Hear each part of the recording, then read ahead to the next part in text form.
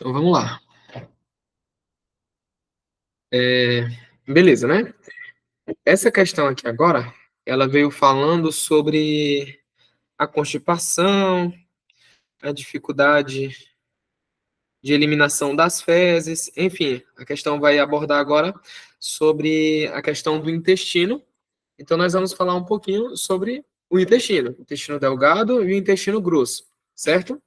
Primeiramente, é importante a gente compreender que o intestino delgado, ele é dividido em três porções, tá? A porção mais inicial é o duodeno, depois vem o jejum e, por último, o íleo. Então, o duodeno, o jejum e o íleo compõem o intestino delgado, certo? E aí, é interessante que o intestino delgado, ele é revestido por pregas e vilosidades que vão servir para aumentar a superfície de absorção.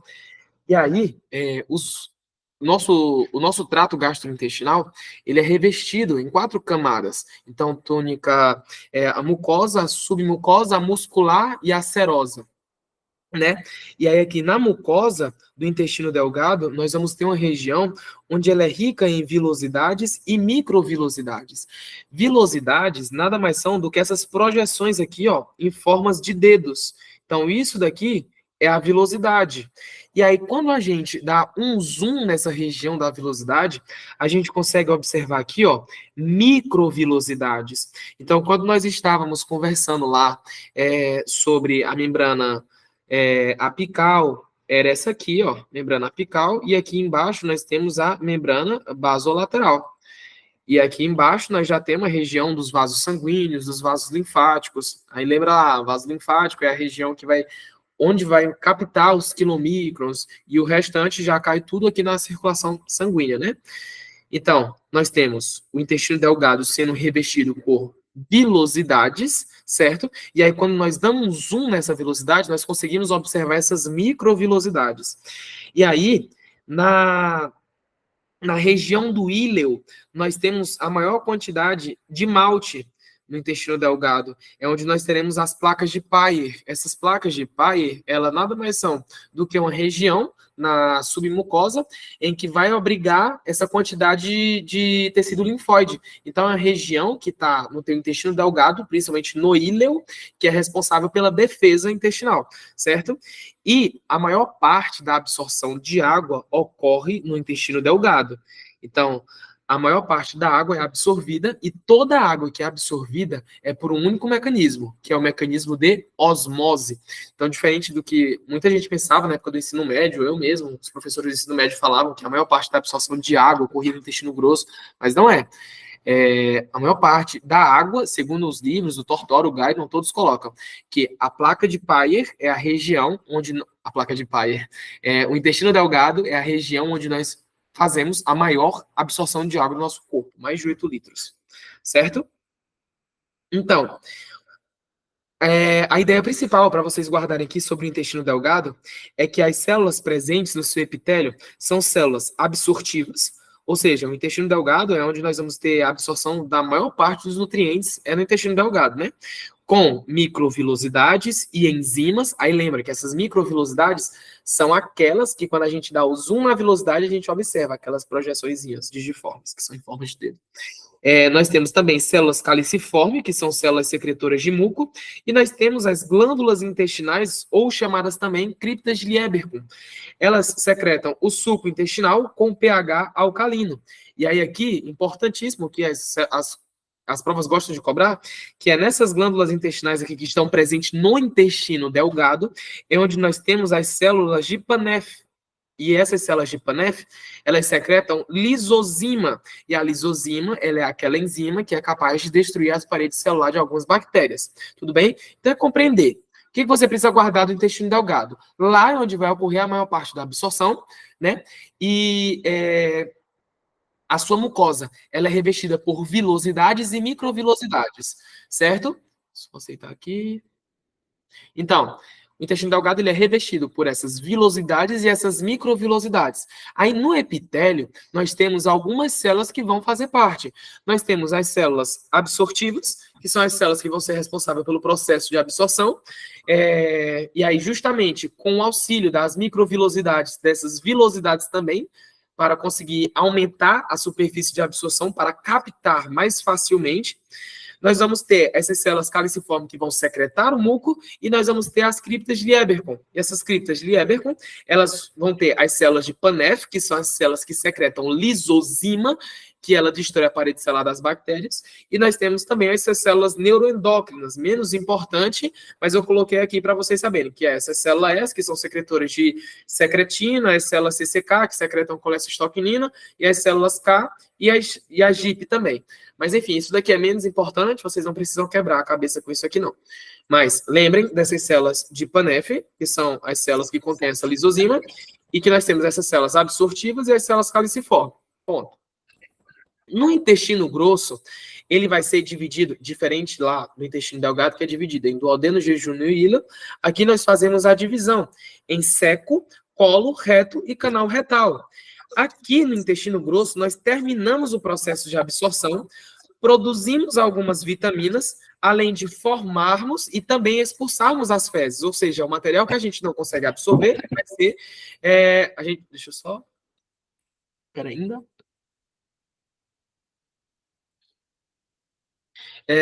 E aí, o que a gente não consegue absorver vai ser secretado na forma de fezes, né? Aqui, nós temos, importante, é onde eles colocam para confundir. Nós temos ausência de vilosidades e pregas intestinais. Nós vamos ter apenas uma região onde nós vamos secretar muco.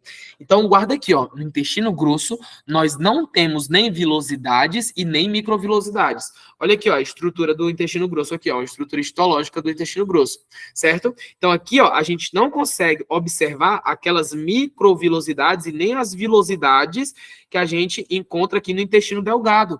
Porque lá no intestino grosso, ele é uma região onde eu não vou ter um papel absortivo muito grande, entendeu? A maior parte da absorção ocorre no intestino delgado. Então, aqui nós temos a ausência de vilosidades e de pregas intestinais. Então, não esqueçam disso aqui. Além disso, nós temos também bactérias simbiontes. Essas bactérias simbióticas são aquelas que fornecem algum bem para nós. E por quê? Porque elas promovem a degradação final de alguns carboidratos e também degradação de alguns aminoácidos que não foram absorvidos, certo? E além disso, essas bactérias simbiontes, elas são responsáveis pela produção de algumas vitaminas, como a vitamina B e a vitamina K. Então, o que você tem que guardar aqui do teu intestino grosso? O intestino grosso, ele tem ausência de vilosidades e de pregas intestinais, certo? E a gente vai ter a presença dessas bactérias simbiontes que vão nos ajudar, que vão nos auxiliar em alguns processos de digestão, certo? Além de produção de algumas vitaminas, como a vitamina B e a vitamina K. E as células que nós temos presente aqui no intestino grosso são somente as células absortivas e as células caliciformes, certo? Ok? Tudo bem? Então, aqui, voltando para a questão.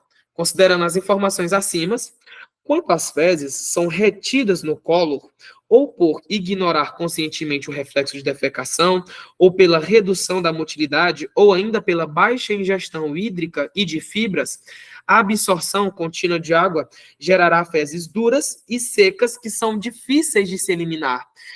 Guardem isso, a maior parte da água é absorvida no intestino delgado, mas o intestino grosso, ele também é responsável por essa reabsorção de água, tudo bem? E aí, por quê? Na mucosa do intestino grosso estão presentes as células absortivas, cuja função é absorver água e eletrólitos, e logo, em um cenário de redução da oferta de fibras e água, o paciente pode evoluir para um quadro de constipação intestinal. Então, aqui a questão 1 e a 2 estão corretas e a segunda justifica a primeira. Então, aqui essa questão não cobrava nenhum conhecimento específico. Era só você lembrar que os tipos de células que vão compor aqui o intestino grosso, ela é a região que nós temos as células absortivas e nós também temos algumas células que produzem muco, né? E essas células absortivas absorvem a água, e quando nós comemos alimentos que são pobres em fibras, né, que fibras é o alface, quando a gente come pouco isso, a gente acaba tendo a eliminação de fezes mais ressecadas, certo? Porque a gente continua absorvendo água e aquele conteúdo fecal fica ressecado. Então, era isso que a questão queria falar, mas é uma questão bem simples, né? Então, a seção 1 e 2 estão verdadeiras e a 2 é a justificativa correta da primeira. Aí, aquela dica que eu falei para vocês na aula 1, faz o por isso aqui, ó. Na mucosa do intestino grosso estão presentes as células absortivas, cuja função é absorver água e eletrólitos ininterruptamente. Logo, em um cenário de redução de ofertas de fibra e água, o paciente pode evoluir para um quadro de constipação intestinal.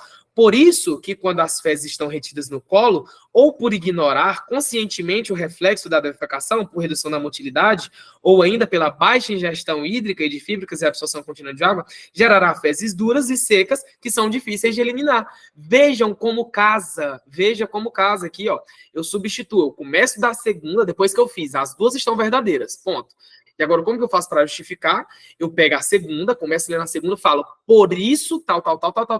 E aí, quando justifica, tem sentido na coisa, entendeu? E assim vocês vão parar de errar aquelas questões. Justifique, por isso, não sei o quê, entendeu? Espero ter ajudado com essa dica. Beleza. Agora nós vamos falar um pouquinho sobre o sistema respiratório. Essa questão aqui, mais especificamente, está falando sobre o processo de inspiração. Gente, sistema respiratório também é algo bem simples para vocês compreenderem, não é nada de bicho de sete cabeças. Acho que a parte mais chatinha é realmente aquela parte que nós conversamos lá sobre glucagon e etc, gliconeogênese, porque são nomes parecidos, por isso que eu quero que vocês voltem lá naquela parte e anotem nome por nome para vocês não ficarem se confundindo mais com aqueles conceitos, certo? Ok? Então vamos aqui no sistema respiratório. Estruturalmente, o sistema respiratório é dividido em sistema respiratório superior e sistema respiratório inferior. O sistema respiratório superior, a gente tem nariz, cavidade nasal, faringe e as estruturas associadas. Já no sistema respiratório inferior, nós temos a laringe, a traqueia, os brônquios e os pulmões. Divisão estrutural, menos cobrado. Divisão funcional, mais cobrado. Então, funcionalmente, nós dividimos o sistema respiratório em zona condutora, que é aquela que apenas vai conduzir o ar, e zona respiratória. A zona condutora, presta atenção, vai até os bronquíolos terminais. Então, nos bronquíolos terminais, eu termino a zona condutora. Ponto. E a zona respiratória inicia com os bronquíolos respiratórios. Pegaram a dica aí, ó? Então, os bronquíolos terminais, eu termino a zona condutora. E com os bronquíolos respiratórios, eu inicio a zona respiratória. Então, aqui, na zona condutora, o papel do trajeto aqui, basicamente, vai ser... Só aceitar aqui. Então, o papel aqui do sistema condutor é filtrar, aquecer e umedecer esse ar que está sendo inspirado. Gente, presta atenção, às vezes eles colocam, muda só uma palavrinha dessa. O papel do sistema condutor, ou então da cavidade nasal, é filtrar, resfriar e umedecer o ar. Não tem nada de resfriar. O ar a ser inspirado é filtrado, aquecido e umedecido, tá? Então, a gente filtra, aquece e umedece o ar durante a inspiração. E essa parte acontece principalmente na cavidade nasal, certo? Já a partir da zona respiratória, como o próprio nome já indica, nós temos os locais onde ocorrem as trocas gasosas. Ponto. Então, não se esquece, filtra, aquece e umidifica o ar na região da zona condutora. E na porção respiratória, nós temos a parte que haverá as trocas gasosas propriamente dita, que nelas serão o bronquíolo respiratório, os ductos alveolares, os sacos alveolares e os alvéolos. Beleza? Então, quando a gente fala sobre o sistema respiratório, isso aqui é fichinha também para eles gostarem de cobrar. As células que vão compor os alvéolos, porque pensem, os alvéolos são uma estrutura, são evaginações de epitélio que vai originar o pulmão. Então, o pulmão nada mais é do que um horror de alvéolo, certo? E aí, as células que compõem esses alvéolos são os pneumócitos tipo 1 e os pneumócitos tipo 2. Os pneumócitos tipo 1 são as células em que ocorre a troca gasosa propriamente dita. Já no pneumócito tipo 2, nós temos as células que são secretoras de surfactantes. Então, a tipo 1, ela é responsável pela troca gasosa. A tipo 2 é responsável pela produção de surfactante, beleza? Então, não se esqueçam disso daqui. O papel da tipo 1 é troca gasosa e o tipo 2 é a produção de surfactante. Ok. E aí, gente, uma coisa que vocês precisam colocar na cabeça é que, para que haja o processo de inspiração, é necessário diferenças de pressões. Porque, igual no sistema cardiovascular, aqui no sistema respiratório acontece da mesma forma. O fluxo sempre ocorre de maior pressão para menor pressão. Então, para que nós consigamos inspirar, ou seja, para que seja realizada a inspiração, a pressão atmosférica tem que ser maior do que a pressão alveolar. Então, para que haja a inspiração, eu preciso criar um gradiente de pressão, ou seja, eu preciso gerar uma diferença de pressão.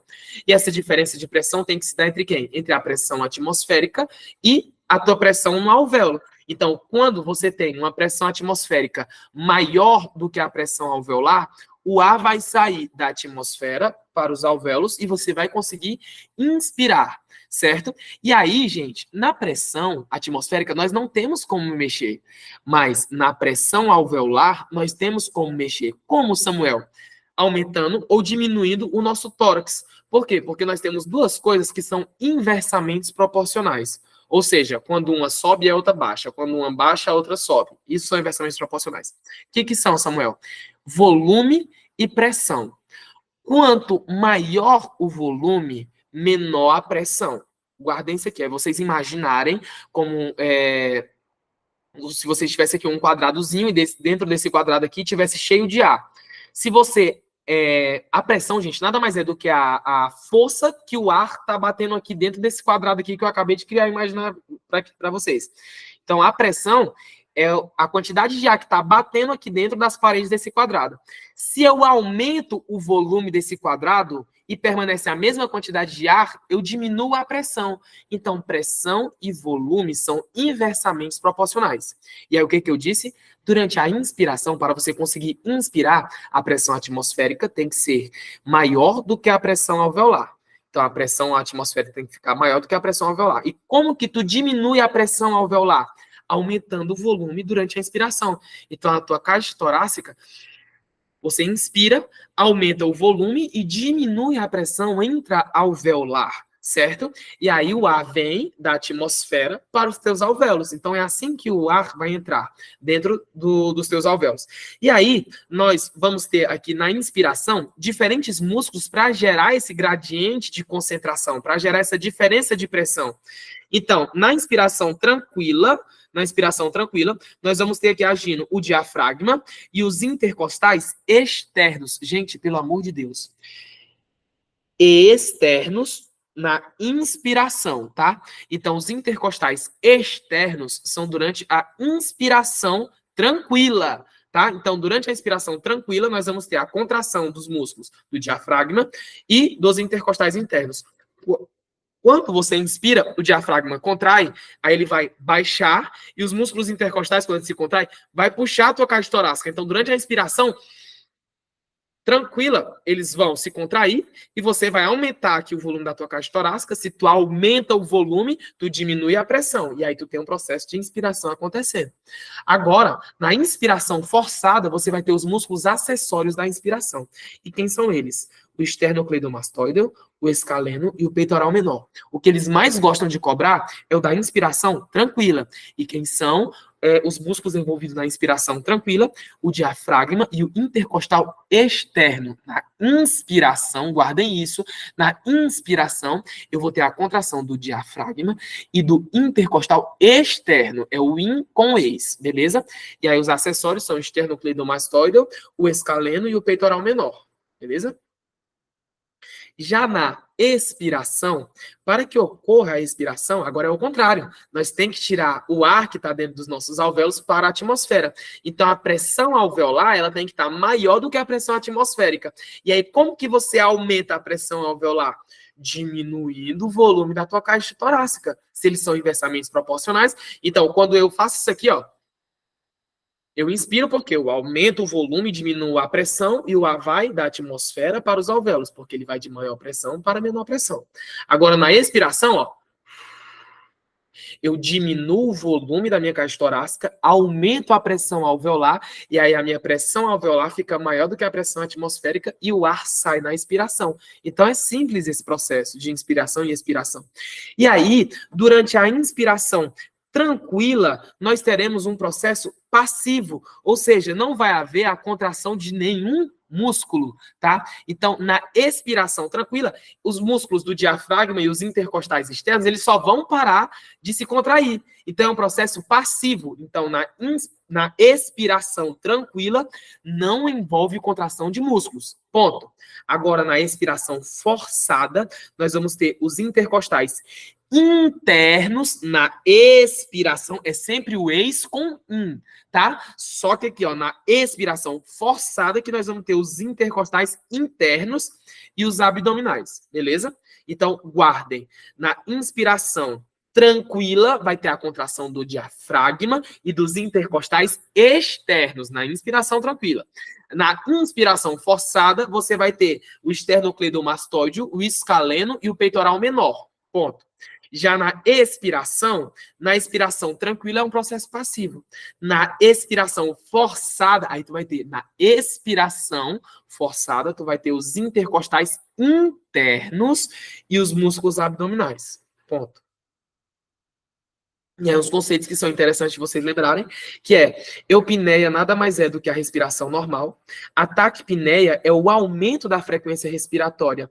E qual é o normal da frequência respiratória? De 16 a 20. Então, varia de algumas referências. Tem umas que colocam de 14 a 20, outras que colocam de 12 a 20. Mas, geralmente, quando eles colocam valores bem acima. Por exemplo, eles colocam, paciente estava com a frequência respiratória de 30 IRPM. E aí, quando ele está com a frequência respiratória maior do que 20, que é o normal aqui, ó, isso aqui é o normal. Quando está maior do que isso, é a taquipneia. Então, é o aumento da frequência respiratória.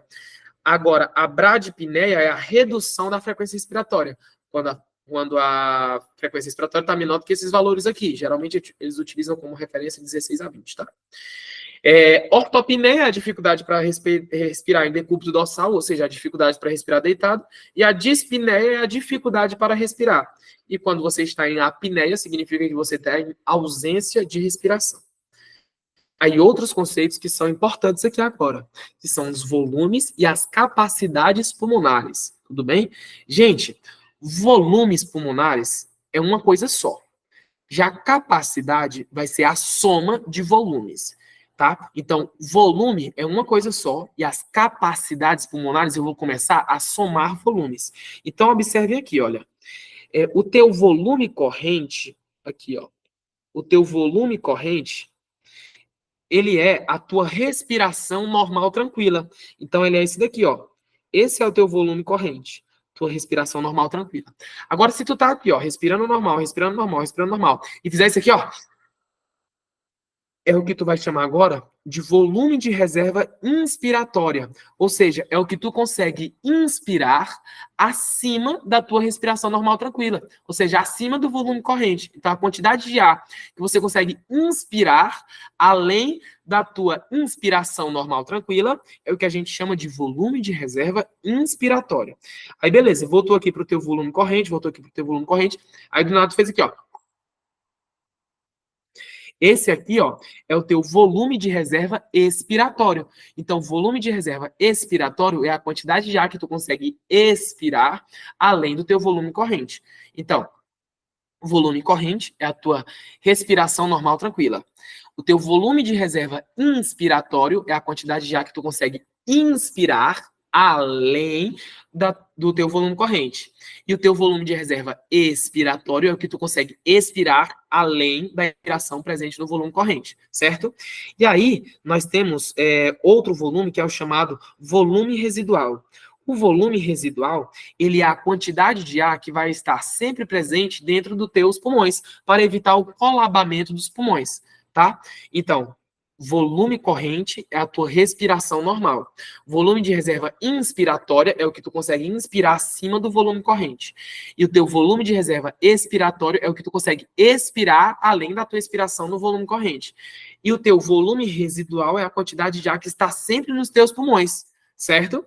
Agora, quando a gente parte para as capacidades pulmonares, a gente vai começar a somar volumes. Então, aqui, ó, a capacidade inspiratória, ela é a soma do teu volume corrente mais o volume de reserva inspiratória.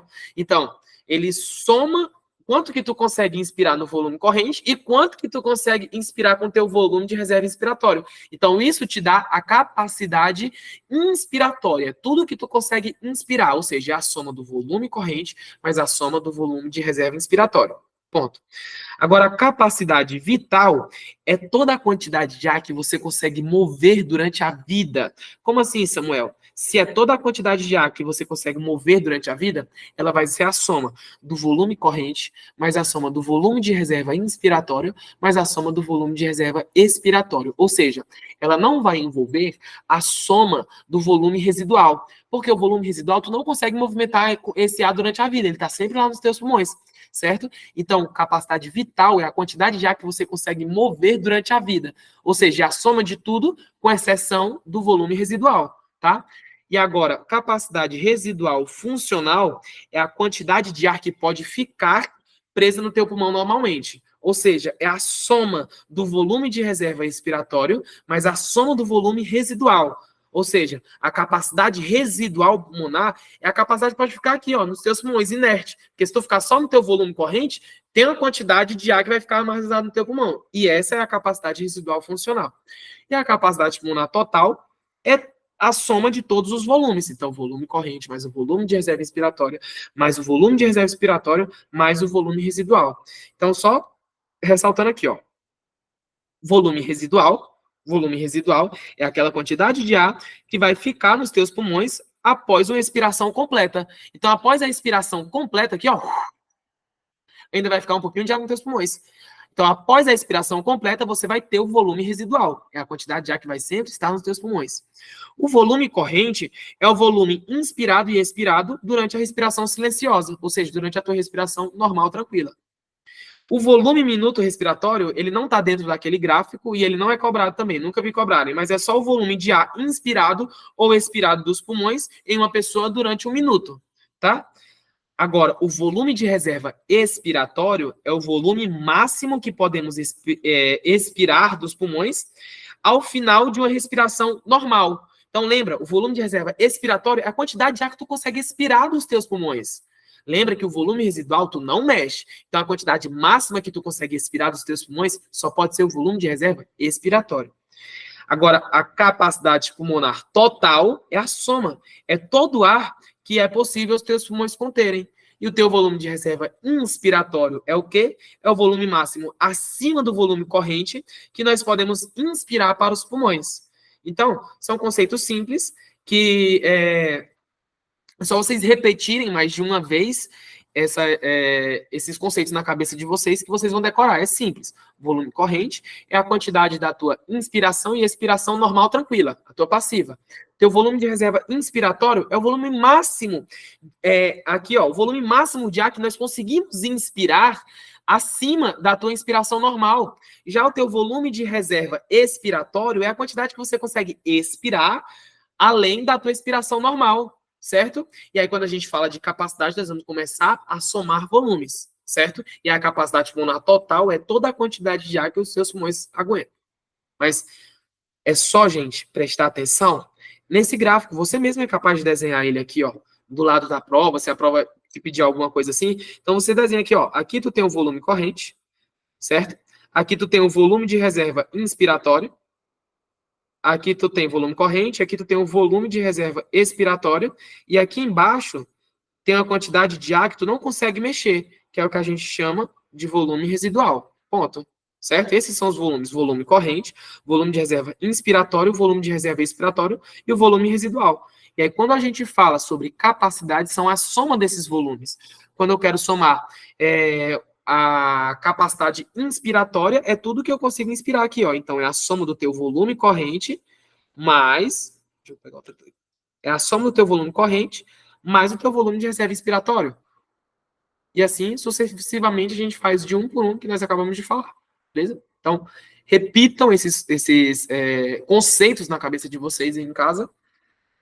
E é fácil. Sistema respiratório é mais tranquilo, gente. E a questãozinha que eles gostam demais também de cair, de cobrarem, né, de vocês, que é sobre o controle da respiração. Como que acontece o controle da respiração? Gente, Em partes, a nossa respiração, nós conseguimos controlar com influências corticais. Ou seja, se eu pensar aqui, ó, eu vou parar de respirar. Você consegue. Só que só durante um certo período de tempo. Por quê? Porque conforme começa a acumular CO2 dentro do teu corpo, estimula o teu centro respiratório, e o teu centro respiratório é aquele que é responsável por mandar você respirar. Então, é impossível uma pessoa que tá aqui, ó, vai dizer assim, ó, por exemplo, eu vou parar de respirar e vou morrer por isso. Se você falar, eu vou parar de respirar e ficar só assim, ó, você não consegue. Você vai ser estimulado obrigatoriamente a respirar. O máximo que tu consegue fazer é desmaiar, entendeu? Somente. Mas quando você voltar a desmaiar, o teu centro de controle de respiratório, o teu centro respiratório, ele volta a assumir o papel. Então, tu continua respirando após estar desmaiado, entendeu? Então, a influência cortical do nosso cérebro, ela é limitada sobre o centro de controle respiratório, porque o centro de controle respiratório, ele está localizado no bulbo. Mas essa parte é menos cobrada. O que eu quero que vocês compreendam hoje aqui são os quimiorreceptores. Os quimiorreceptores, eles são estruturas que são sensíveis aos níveis de CO2, de H+, e de oxigênio dentro do teu corpo. Então, os quimiorreceptores, eles são sensíveis a esses valores, e se esses valores estiverem desregulados, ou ele vai te estimular para aumentar a frequência respiratória, ou ele não vai ser estimulado para tu diminuir a frequência respiratória. E aí, nós temos dois tipos de quimiorreceptores: os quimiorreceptores centrais e os quimiorreceptores periféricos. Guarda aqui, os quimiorreceptores centrais, eles só respondem a H+, ou a PCO2, a pressão de CO2 no teu corpo.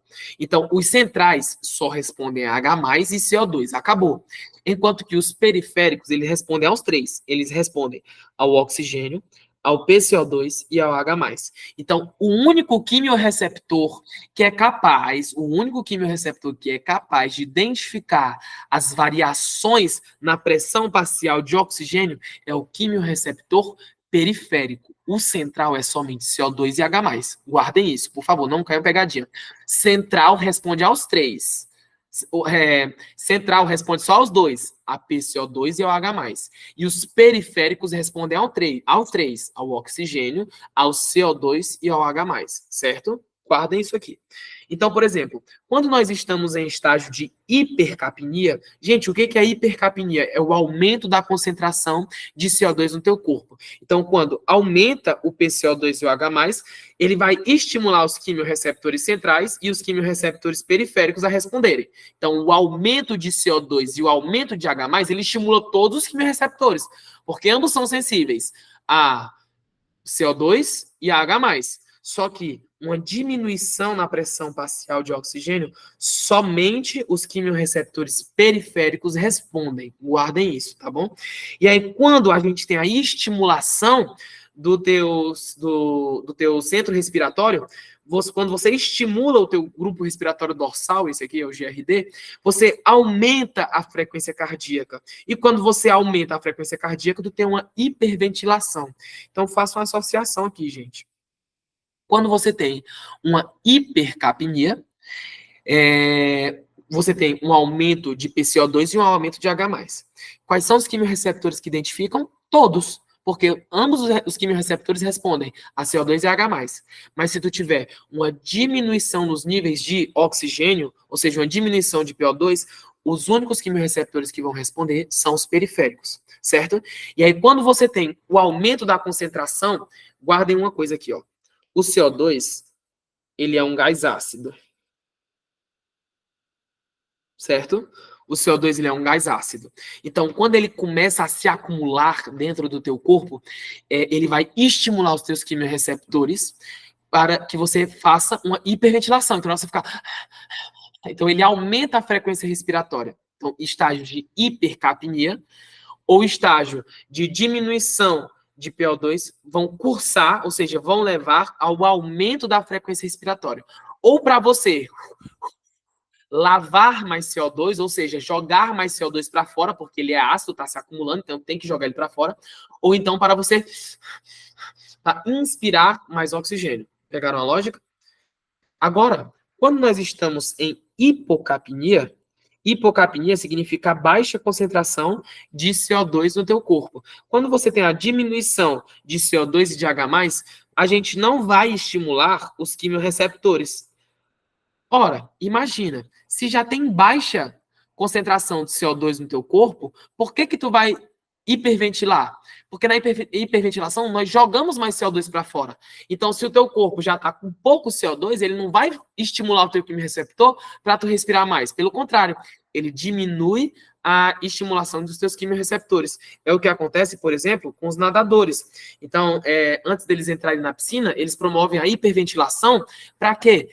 Porque o principal gás que estimula o teu centro respiratório é o CO2. E aí, antes dele entrar na piscina, ele fica hiperventilando, ele lava muito CO2, porque quando ele joga muito CO2 para fora, quando ele mergulhar, ele não vai mais estimular os seus quimiorreceptores. E aí, por eles não estimular os quimiorreceptores, ele consegue ficar mergulhado por debaixo d'água por mais tempo. Porque a gente só levanta aqui para respirar quando o teu quimiorreceptor ele é estimulado demais.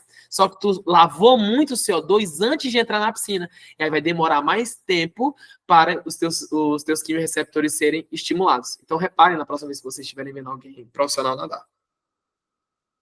E aí o que é a acidose? A acidose é quando o pH sanguíneo está abaixo de 7,35. E quando que eu tenho uma alcalose? Quando o pH está acima de 7,45. Tá bom? E aí aqui, ó, tem alguns estágios. Por exemplo, nos estágios de ansiedade grave, o que é que acontece? A ansiedade grave leva a uma hiperventilação. Se leva a uma hiperventilação, vai cursar com a diminuição da concentração de CO2 plasmático. E se diminui o nível de CO2, você vai ter uma alcalose respiratória. Então, prestem atenção. A ansiedade grave, você faz assim, ó. Aí você acaba jogando muito CO2 para fora. Se o CO2 é ácido e tá jogando ele para fora, tu vai aumentar o pH do teu corpo, ou seja, vai ficar mais básico. E se o teu pH fica mais básico, tu vai ter o quê? Uma alcalose respiratória. Ponto. Agora, medicamentos que deprimem o sistema nervoso central, eles vão levar a uma hipoventilação. Então, os medicamentos que deprimem o sistema nervoso central, ele leva a uma hipoventilação, e aí quando você tem uma hipoventilação, começa a acumular muito CO2 no teu corpo. E aí o que é que você vai ter? Acidose respiratória. Quando você tem bronquite, enfisema, pneumonia, tudo isso aqui vai te levar a uma hipoventilação. Por quê? O enfisema, gente, um exemplo, né? O enfisema, ele causa a destruição dos septos alveolares. E aí o que é que acontece? Você não vai ter mais eficiência nas trocas gasosas, então começa a acumular CO2. E aí, se acumula CO2, você vai ter o quê? A acidose respiratória. E a mesma coisa que acontece quando a gente faz aquela respiração no saco de papel após uma crise de ansiedade. Então, quando nós ficamos lá, se alguém tem uma crise de ansiedade, aí depois da crise de ansiedade, traz um papel para a pessoa ficar. A pessoa começa a inspirar mais CO2, porque a gente inspira oxigênio e expira CO2, né? Só que aí tu tá expirando CO2 dentro de um saco.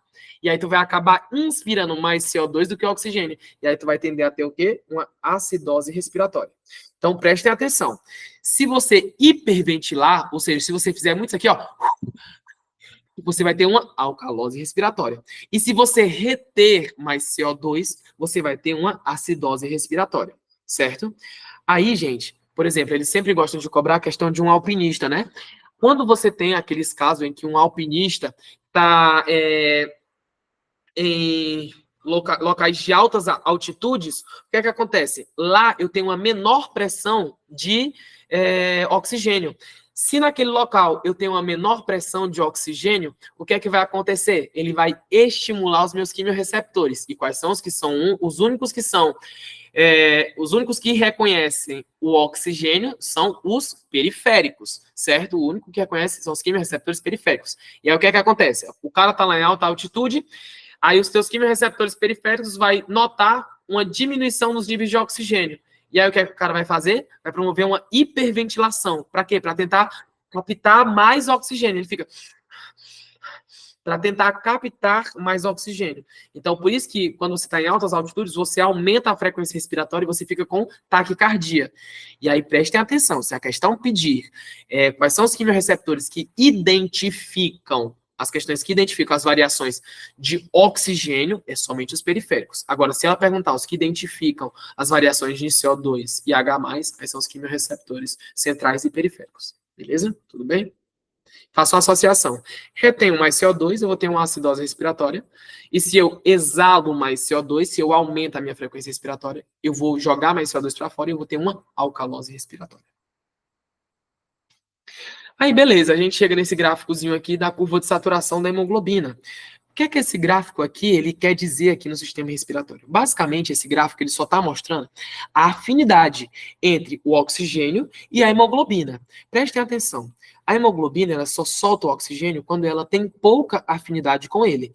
Então, se a hemoglobina tiver com muita afinidade... Gente, é a mesma coisa que o relacionamento. Se você tiver muita afinidade com a pessoa, você não quer soltar essa pessoa por nada. Da mesma forma, é a hemoglobina e o oxigênio. Então, o que é que acontece?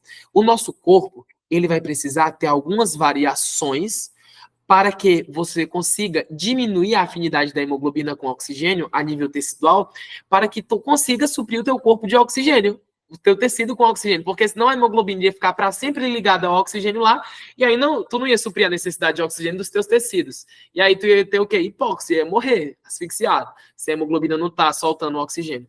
E aí por isso que existe essa curva, que é a curva de saturação da hemoglobina, que vai me dizer a afinidade que a hemoglobina tem com o oxigênio. E aí quais são os fatores que vão influenciar essa afinidade da hemoglobina pelo oxigênio? Aí eu vou ter aqui, ó, o CO2, o 2,3 bpg, a temperatura e o pH, certo? Então, todos esses daqui, eles vão promover mudanças nessa curva aqui.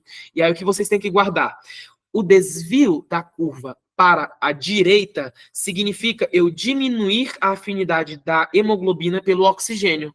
Certo? Então, quando que isso acontece? Quando nós estamos em níveis teciduais e que nós queremos captar o oxigênio, né? Então, desviar a curva para a direita significa o quê? Diminuir a afinidade da hemoglobina com o oxigênio. E deslocar essa curva para a esquerda significa aumentar a afinidade da hemoglobina pelo oxigênio. Então, o que eu quero que vocês gravem? A curva de saturação da hemoglobina diz quanto da minha hemoglobina está afim do meu oxigênio. Se eu desvio essa curva para a direita, eu diminuo a afinidade da hemoglobina pelo oxigênio. E se eu desloco essa curva para a esquerda, eu aumento a afinidade da hemoglobina pelo oxigênio. E aí, ó, para vocês não esquecerem, vocês têm que guardar isso daqui, ó. Presta atenção. Tudo o que aumenta, com exceção do pH e da hemoglobina fetal, desloca a curva para a direita. Ou seja, o aumento do PCO2, o aumento do 2,3 bpg, o aumento da temperatura e a diminuição do pH e da hemoglobina fetal desloca a curva para a direita. E deslocar a curva para a direita é o quê? É diminuir a afinidade da hemoglobina com o oxigênio, certo? Então, guardem isso daqui. Tudo que eu aumento, com exceção do pH e da hemoglobina fetal, desloca a curva para a direita. Por sua vez, a diminuição do PCO2, a diminuição do 2,3 bpg, a diminuição da temperatura e o aumento do pH e da hemoglobina fetal desloca a curva para a esquerda. É o contrário, a gente só inverteu a situação. Então, tudo que aumenta, com exceção da hemoglobina fetal e do pH, desloca a curva para a direita. E tudo que diminui, com exceção do pH e da hemoglobina fetal, desloca a curva para a esquerda. Deslocar para a direita significa aumentar a afinidade com o oxigênio. Deslocar a curva para a direita significa diminuir a afinidade da hemoglobina pelo oxigênio. E deslocar a curva para a esquerda é aumentar a afinidade da hemoglobina com o oxigênio. Tudo bem? Guardem esse parâmetrozinho aqui de baixo que vocês vão conseguir resolver essas questões de curva de saturação. Nada mais é do que a afinidade entre hemoglobina e oxigênio. E essa curva pode ser deslocada para a direita ou para a esquerda. Se eu desloco para a direita essa curva, eu faço o quê? Eu diminuo a afinidade da hemoglobina com o oxigênio. E se eu desloco essa curva para a esquerda, eu aumento a afinidade da hemoglobina pelo oxigênio. Quais são os fatores que vão influenciar? Temperatura, pH, 2,3 bpg e o CO2. Tudo que aumenta, com exceção do pH e da hemoglobina fetal, desloca a curva para a direita. tudo que diminui, com exceção do pH e da hemoglobina fetal, deslocar a curva para a esquerda. A hemoglobina fetal, gente, é só vocês pensarem. Eu falei no início da aula que ela é capaz de carregar mais 30% a mais de oxigênio do que a hemoglobina normal no adulto. Então, significa que ela tem muito mais afinidade. Então, se ela tiver em números maiores no indivíduo, essa reação de saturação da hemoglobina é deslocada para a esquerda. Então, aumenta a afinidade dela com o oxigênio. Deu para pegarem aqui?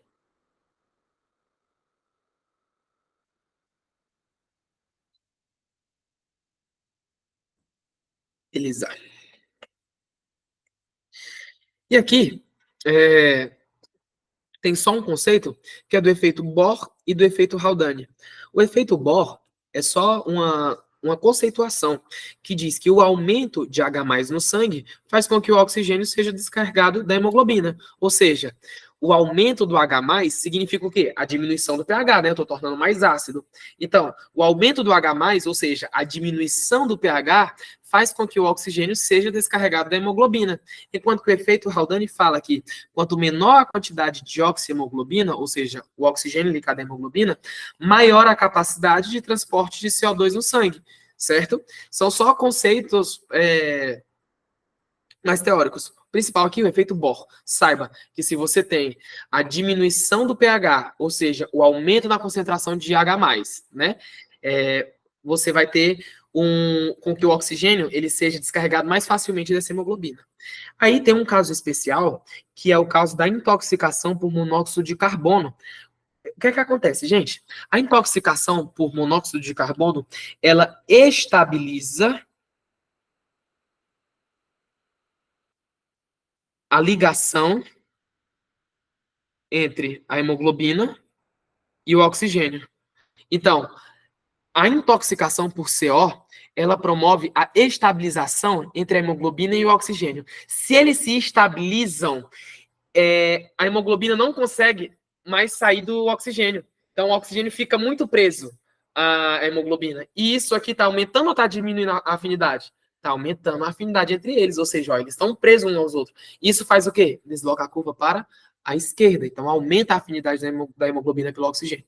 Então, a intoxicação por monóxido de carbono, ela estabiliza a ligação entre o oxigênio e a hemoglobina. Se eles ficam estabilizados, eles não conseguem se soltar, logo aumenta a afinidade e desloca a curva para a esquerda. Isso aqui é interessante vocês saberem. Só o basicão da embriologia do respiratório que eles gostam. O que acontece, gente? Na quarta semana do desenvolvimento embrionário, no assoalho da faringe primitiva, nós vamos surgir uma protuberância mediana que é chamada de sulco laringotraqueal. Então, o sulco laringotraqueal, que é esse aqui, ó, ele vai surgir com uma protuberância na quarta semana do desenvolvimento embrionário. E aí, esse sulco laringotraqueal, ele vai sofrer uma evaginação para formar o divertículo laringotraqueal. E esse divertículo laringotraqueal, ele começa a se espessar, a se dilatar, até formar o broto respiratório. E aí, posteriormente, o broto respiratório, ele vai se dividir em brotos brônquicos primários. Essa imagenzinha aqui, ó. Então, tudo inicia com o sulco laringotraqueal. O sulco laringotraqueal, ela vai sofrer uma evaginação e vai originar o divertículo laringotraqueal. O divertículo laringotraqueal, reparem aqui, ó, nessa aberturazinha que tem aqui, ó. Tá vendo aqui, ó? Tem uma fendazinha aqui, ó, entre o divertículo laringotraqueal aqui, ó. Então, se cair uma imagem para que vocês reconheçam, é importante vocês saberem que no divertículo laringotraqueal, você tem essa setinha aqui, ó, separando aqui, ó. Então, quando tiver a presença dessa seta separando aqui, você tem a presença do divertículo laringotraqueal. Por sua vez, se a seta aqui, ó, desaparece, se o espaço que a seta estava apontando aqui, ó, a seta estava apontando para o espaço, né? Se esse espaço aqui, ó, desaparece, e aqui que desapareceu, tu vai ter a formação do broto respiratório. Ou seja, o divertículo cresceu, e aí, em vez de ficar assim, vai ficar agora coladinho aqui. Então, aqui é o broto respiratório. E esse broto respiratório, quando ele se espessa, ele forma o que a gente chama dos brotos brônquicos primários. Então, saibam reconhecer também as estruturas nessa imagem, porque pode cair na sua prova. E a maturação pulmonar. Gente, a maturação pulmonar é o basicão também. vocês compreenderem que nós vamos passar basicamente por 4 fases. O estágio pseudoglandular, que é quando o nosso pulmão aqui ele está sendo maturado, mas ele ainda parece uma forma de uma glândula exócrina, certo? E ele ocorre da 6ª à 16ª semana. Aí, o que vocês precisam guardar aqui é que até o final do estágio pseudoglandular, você tem a porção da zona condutora. Então, até aqui, ó, tu formou os bronquíolos terminais. Então, na 16ª semana de gestação, os bronquíolos terminais do bebezinho já foi formado, certo? Então, no estágio pseudoglandular, qual é a característica? De glândula exócrina. Tá aqui, ó. Você vê aqui, ó, os 2 dedinhos aqui, ó. Isso aqui é o estágio pseudoglandular. Saibam também reconhecer essas imagens e saber que essa aqui corresponde à fase pseudoglandular. Parece uma glândula exócrina. Eu prefiro imaginar aqui como sendo 2 dedos. Eu vejo 2 dedos aqui e sei que isso aqui é a fase pseudoglandular. Na fase canalicular, nós vamos ter o quê? Um aumento nos brônquios e bronquíolos terminais. E aí, aqui, ó, em vez de eu ficar com 2 estruturas, eu vou ficar com 3. Ó, fico com 3 dedos, ó. Na fase pseudoglandular, eu tinha 2 dedos. Na fase canalicular, eu vou ter um espessamento aqui, ó, do lúmen, certo? E aí eu vou ter agora 3 dedos. Em vez de 2, eu tenho 3. Então, que fase é essa? Canalicular. A fase que eu tenho 2 é o quê? É a pseudoglandular. E a que eu tenho 3 é o quê? Canalicular. Fiquem fazendo assim, repetindo, que vocês decoram a paradinha, entendeu? Ok. Agora se liga aqui, ó. Na fase de saco terminal, a terceira fase, né? E aqui os alvéolos eles serão preenchidos por pneumócitos tipo 1 e pneumócitos tipo 2. Então, na 26ª semana até o nascimento, nós vamos ter esses sacos terminais aqui, ó, sendo revestidos pelos pneumócitos tipo 1 e pneumócitos tipo 2. É interessante a gente compreender que a produção de surfactante, ela inicia entre a 20ª e a 22ª semana, mas ela só vai estar em níveis adequados nas 2 últimas semanas de gestação, certo? Então, nas 2 últimas semanas de gestação, que tu vai ter uma quantidade de surfactante adequada. Então, preste atenção. O surfactante, ele é produzido na fase canalicular, que é aqui, ó, começa entre a 20ª e a 22ª. Então, começa a ser produzido surfactante aqui, ó.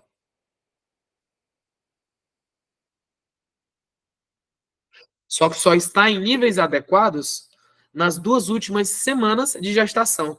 E o estágio alveolar, que é o último estágio, nós vamos ter ele presente da 32ª semana até os 8 anos de idade, onde eu vou ter a formação de novos alvéolos até os 8 anos de idade estão sendo formados alvéolos. Então aqui, ó, 2 dedos, a fase é pseudoglandular. 3 dedos é a fase canalicular. Aqui, ó, prestem atenção. Olha aqui, ó, isso aqui são capilares. Notem que até então, nenhum capilar tinha encontrado aqui as células. Nenhum capilar tinha se encontrado aqui nas células. Agora, olha a fase de saco terminal. Os capilares encostam aqui, certo? E aí, na fase de saco terminal, primeiro, né? Aqui na canalicular, tu tinha 3 dedos. Aqui tu já tem um bocado, né? Ó. Aqui tu já tem um bocado de dedo. E os capilares, eles começam a se encostar nesse epitélio aqui, ó, certo? Então, essa é a fase de saco terminal. E a última fase, que é a fase do estágio alveolar, vocês vão observar como aqui, ó, prestem atenção, aqui foi feito um recorte, né? Então, nenhuma dessas aqui, ó, olha esse recorte, nenhum desses aqui, ó, o epitélio tinha alcançado o recorte. Quando eu falei isso aqui na aula, o pessoal falou assim, né, tem muito, tu busca os detalhes das coisas, mas é porque é o que eles gostam de cobrar, esses detalhezinhos bestas, entendeu? Então, para ficar mais fácil de você identificar, como você vai olhar aqui, ó, se apareceu aqui, ó, o epitélio passando o recorte da imagem, já é a última fase. E a fase que eu tenho mais capilares aqui, ó, encostados, e a fase que eu tenho mais ramificações. Então, ó, 2 dedos, pseudoglandular, 3 dedos, canalicular, um monte de dedo e o capilar começou a encostar, já é saco terminal. E a última fase é a fase alveolar, que você vai perceber lá a presença desse cortezinho aqui, ó. Cortado aqui, ó. Beleza?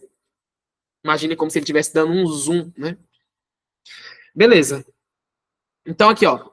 Não esqueçam, pelo amor de Deus, a questão só pedia aqui, ó, marque a alternativa correta sobre o processo da inspiração. Na inspiração, ocorre a Na inspiração, ocorre a contração dos intercostais externos. É o in com o ex, não confunda, é o in com o ex, e na expiração forçada você vai ter os intercostais internos, tá? Então, na inspiração, você vai ter a presença dos intercostais externos, proporcionando o aumento da largura da caixa torácica. Perfeito. Diminuindo a pressão e fazendo que o ar entre na inspiração. Na inspiração, ocorre a contração dos músculos abdominais. A contração dos músculos abdominais é na expiração forçada. Na inspiração, ocorre o relaxamento do diafragma, a contração do diafragma. E na inspiração, ocorre a contração dos intercostais internos. Olha aqui, não é intercostais internos, pelo amor de Deus. Não é intercostais internos. Na inspiração, é intercostais externos. Beleza? Confio em vocês. Essa questão aqui ficou meio fora de lógica, porque a gente já falou sobre o sistema linfático. Mas o que essa questão veio falando aqui, ó? Que Mara foi submetida a uma retirada de nódulos linfáticos axilares para o tratamento do câncer de mama. E aí, após a cirurgia, ela percebeu um inchaço na deformação aqui no seu braço.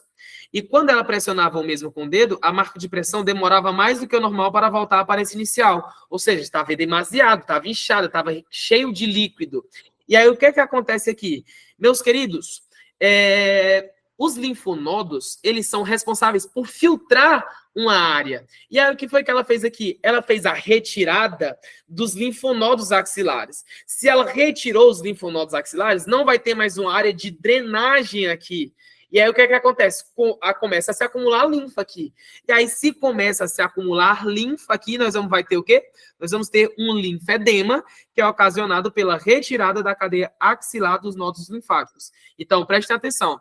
Se vier alguma questão cobrando sobre a questão de uma pessoa que se sentiu inchada após a retirada de linfonodos, é justamente isso.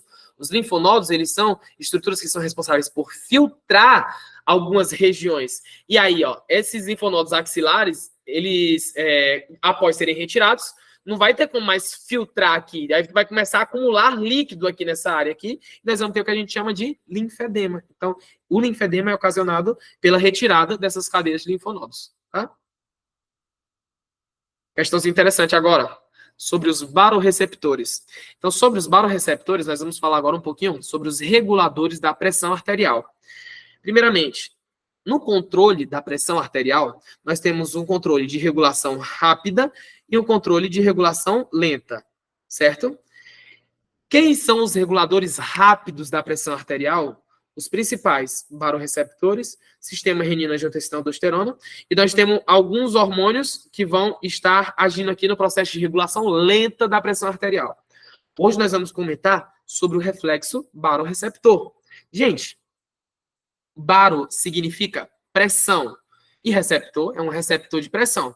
Então, os baroreceptores, eles são receptores de pressão, ou seja, eles são sensíveis a variações da pressão arterial. E onde é que eles estão localizados, esses baroreceptores? Em dois locais, no seio aórtico e no seio carotídeo. Então, os baroreceptores estão localizados no seio aórtico e no seio carotídeo. E o que é que eles vão fazer? Pessoal, se eles são reguladores da pressão arterial, se a tua pressão arterial estiver alta, qual vai ser a resposta do teu baroreceptor? Diminuir a pressão. E se a tua pressão arterial estiver baixa, qual vai ser a resposta do teu baroreceptor? Aumentar a pressão. Então, a gente trabalha aqui, ó, para regular a pressão arterial. Se a tua pressão está baixa, o teu baroreceptor faz o quê? Vai estimular a aumentar essa pressão arterial. E se a tua pressão arterial está alta, o teu baroreceptor vem para diminuir a tua pressão arterial. Sacaram a jogada? Então, por exemplo, se tu está no seio aórtico, identificou um aumento de pressão arterial. Pessoal, nós temos dois sistemas que são responsáveis por modificar a nossa pressão arterial, que é o sistema autônomo, que ele é dividido em parasimpático e simpático. Então, o sistema simpático, presta atenção, é o que te estimula para fuga ou para luta. Então, esse cara, ele aumenta a pressão arterial. Guardem isso. O sistema simpático aumenta a pressão arterial. E o parasimpático, ele diminui a pressão arterial. Guardaram? Certo. Então, aqui, ó, quando eu tenho um aumento da pressão arterial, o que é que vai fazer aqui? teu baroreceptor quer diminuir a pressão arterial, né? Ele identificou o aumento. Para regular, ele vai ter que fazer o quê? Diminuir a pressão arterial. E como que ele vai diminuir a tua pressão arterial? Estimulando o parasimpático, porque o parasimpático faz o quê? Diminui a pressão arterial. E inibindo o simpático, porque quando ele inibe o simpático, ele também vai estar diminuindo a pressão arterial. Agora, se for identificado uma diminuição da pressão arterial, diminuiu a pressão, então o teu baroreceptor vai querer fazer o quê? Aumentar a tua pressão arterial. Como que ele vai fazer isso? Estimulando quem? Agora ele estimula o simpático. E quem que ele vai inibir? Ele vai inibir o parasimpático. Deu para entender a lógica? Então aqui, ó, ele está localizado, esses baroreceptores, no seio aórtico e no seio carotídeo. No seio aórtico acontece a mesma coisa. Se identifica o aumento de pressão arterial, para diminuir a pressão, o que é que o teu baroreceptor vai fazer? Estimular o parasimpático e inibir o simpático. Se ele detectar uma diminuição na pressão arterial, o que é que ele vai fazer? Estimular o simpático e inibir o parasimpático. Pronto, isso é baroreceptor. Então a questão vinha falando, qual é o principal mecanismo de controle neural da pressão arterial e sua resposta autonômica durante a elevação aguda e momentânea da pressão arterial? Ou seja, aumentou a pressão arterial, quem que vai agir? Os barorreflexos. Como que eles vão agir? Diminuindo a atividade nervosa simpática, e aí se ele diminui o simpático, diminui a frequência cardíaca e promove a vasodilatação vascular periférica. Então guardem isso. Simpático aumenta PA, aumenta a frequência respiratória, aumenta a frequência cardíaca. Já o parasimpático, ele diminui a pressão arterial, diminui a frequência respiratória e diminui a frequência cardíaca. Simpático prepara para luta ou fuga. Parasimpático é o do repouso. Ele te prepara para o repouso, para o processo de digestão. Olha que interessante. O simpático, em relação ao sistema cardiovascular, aumenta a pressão, aumenta a frequência cardíaca. Em relação ao sistema respiratório, aumenta a frequência respiratória. Mas quando você está lutando ou fugindo, você quer estimular o seu sistema digestório? Não quer. Então, ele inibe o sistema digestório. E o parasimpático estimula o digestório. Beleza? Tranquilinho? Então, se foi identificado um aumento de pressão arterial aqui, foi que foi feito, ele estimulou o parasimpático e inibiu o simpático, que foi o que a questão cobrou. Inibição da atividade simpática, fazendo com que tivesse uma diminuição da frequência cardíaca, promovendo uma vasodilatação vascular periférica e, obviamente, diminuindo a pressão arterial. Tranquilinho, pessoal? Beleza. E agora, nós vamos falar um pouquinho sobre a hematopoiese. Gente, hematopoiese é simples, é tranquilo. É a origem das células sanguíneas, tá? E aí, como que vai ser a origem das células sanguíneas? Gente, se vocês entenderem essa divisão aqui agora, mano, vai ficar muito mamada para vocês, vai ficar muito fácil para vocês. Presta atenção. Falei um pouco sobre a vasodilatação periférica. Lédina, a vasodilatação periférica é justamente um mecanismo para reduzir a tua pressão arterial, entendeu? Por exemplo, quando você está em sobrecargas de pressão, um dos mecanismos vai ser o quê? Inibir o simpático e estimular o parasimpático, né? E aí, um dos mecanismos para você diminuir a pressão arterial é justamente fazendo o quê? A vasodilatação. Então, a vasodilatação periférica, ela aumenta o calibre do teu vaso e o sangue passa mais de boa por aquele vaso. Ele não vai mais passar naquela pressão, porque pensa, quando você faz uma vasoconstrição, você diminui o lúmen do vaso. Então, imagina aqui um vaso, né? Imagina aqui um vaso. Aí o vaso é desse tamanhozinho aqui, ó. Então, ele tá muito pequenininho aqui. Então, a resistência, a pressão aqui tá muito grande. Então, para diminuir a pressão, você tem que ter o quê, ó? uma vasodilatação periférica. Quando vocês estiverem no terceiro, vocês vão estudar hipertensão arterial. E aí, um dos mecanismos de hipertensão arterial, para o controle da hipertensão arterial, é justamente a utilização de medicamentos vasodilatadores, entendeu? Ou então medicamentos que vão diminuir a reabsorção de água, porque se eu diminuo a reabsorção de água, eu fico com menos conteúdo ali dentro do meu sangue, e aí fica uma menor pressão contra a parede daquele vaso. É só fazer a associação. Vasodilatação vai ter uma diminuição da pressão arterial, e uma vasoconstrição, você vai ter um aumento da pressão arterial. Então, se você quer diminuir a pressão arterial, você tem que vasodilatar. Tranquilo? Beleza. Agora, hematopoiese. Gente, hematopoiese é o processo de formação das células sanguíneas. Para nós formarmos essas células sanguíneas, é necessário o quê? Uma célula-tronco pluripotente. Olha aqui, ó. Então, tudo vai se iniciar com a célula-tronco pluripotente. Essa célula-tronco pluripotente, ela vai se diferenciar, ela vai se dividir em duas linhagens multipotentes. A multipotente linfóide e a multipotente mieloide. Olha o nome dessa bonitinha aqui de cima. Multipotente linfóide. Olha isso aqui, ó, soa doce aos teus ouvidos. Se ela é multipotente linfóide, significa que ela vai originar quem? Ela vai originar os linfócitos B, T e NK. Então, tudo se inicia com a célula-tronco pluripotente. A célula-tronco pluripotente se divide em duas células-tronco multipotente. Perfeito. Aí eu tenho duas multipotentes, a multipotente linfóide e a multipotente mieloide. A multipotente linfóide, o nome dela é doce e agradável aos seus ouvidos, porque já te leva para aquela forma. Multipotente linfóide só forma linfócitos. E quais são os linfócitos que nós temos? Linfócito B, T e NK. Então, a multipotente linfóide vai originar os linfócitos B, T e NK. Aí lembra aqui, ó, que o linfócito B ele se diferencia em plasmócito para secretar os anticorpos. Então, quem for originado aqui, ó, da linhagem linfóide, foi originado plasmócitos, os linfócitos T e os linfócitos NK. Acabou! Acabou a linhagem de linfócitos. Acabou a linhagem de linfócitos. Agora, a multipotente mieloide, ela vai dar origem a uma célula que é precursora de eritrócitos e megacariócitos. Prestem atenção. Eritrócitos é a mesma coisa que hemácia, que é a mesma coisa que glóbulos vermelhos.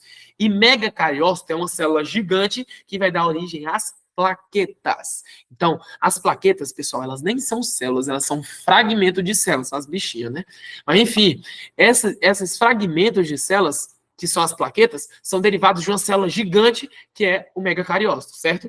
Então, aqui, ó, as hemácias e os megacariócitos têm a mesma linhagem comum, eles têm as mesmas células precursoras, então, eu tinha uma célula-tronco pluripotente, originei duas multipotentes, multipotente linfóide e multipotente mieloide. A multipotente linfóide originou os meus três linfócitos T, B e NK. Acabou-se. A multipotente mieloide, ela vai sofrer agora duas divisões diferentes.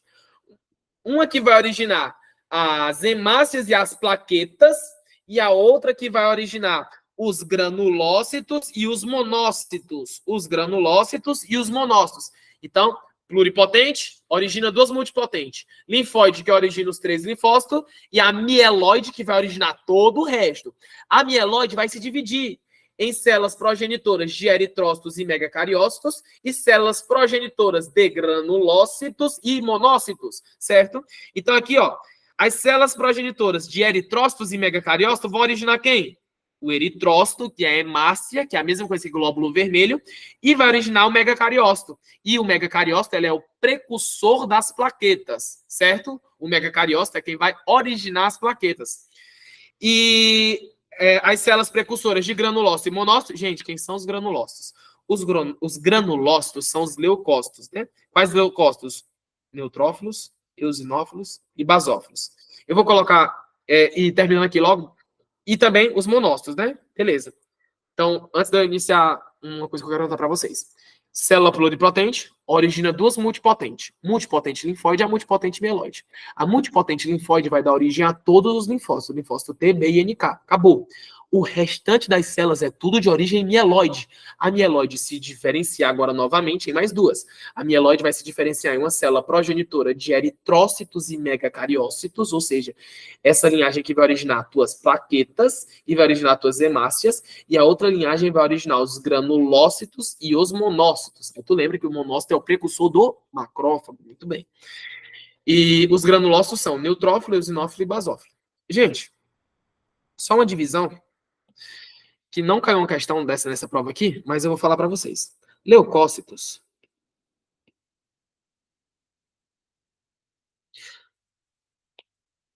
Leucócitos é a mesma coisa que glóbulos brancos, certo? E aí, a gente divide os glóbulos brancos, ou seja, os leucócitos, em duas linhagens, em granulócitos e agranulócitos.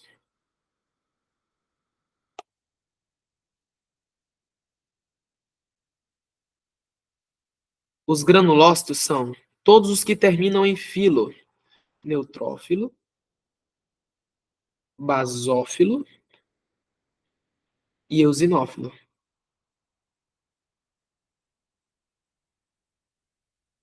E os agranulócitos são os que terminam em cito, são os linfócitos e os monócitos.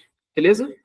Então, só para vocês, se quiserem gravar isso aqui, eu sempre achei bom saber disso aqui, porque não que caiu uma questão diretamente sobre isso, mas acaba me dando uma linhagem de raciocínio para resolver as questões. Então, os leucócitos são os teus glóbulos brancos. E os glóbulos brancos, são divididos em granulócitos e agranulócitos. Os granulócitos são os que terminam em filo, neutrófilo, basófilo e eosinófilo. Lembra lá o neutrófilo? Polimorfo nucleado. O basófilo é o brigadeirozinho e o eosinófilo, o fone de ouvido. O agranulócito é o linfócito e o monócito, ou seja, os que terminam em citos. E aí, os linfócitos, nós temos o TB e o NK, e o monócito são os precursores dos macrófagos, certo? Então, a gente terminou isso daqui. Não esqueçam, célula tronco pluripotente vai originar duas multipotentes. Multipotente linfóide, que origina todos os linfócitos, e a multipotente mieloide, que vai originar as demais células do teu corpo. A mieloide vai se dividir novamente em as células progenitoras de eritrócitos e megacariócitos, ou seja, vai originar quem? As hemácias e as plaquetas. E progenitoras de granulócitos, ou seja, todos os três que terminam em filo, e monócito. Acabou. Isso é hematopoiese. E aí aqui, ó, a hematopoiese é a síntese de células sanguíneas que começa no início do desenvolvimento embrionário e continua ao longo da vida de uma pessoa. As células progenitoras que diferenciam em megacariócitos dão origem às plaquetas, certo?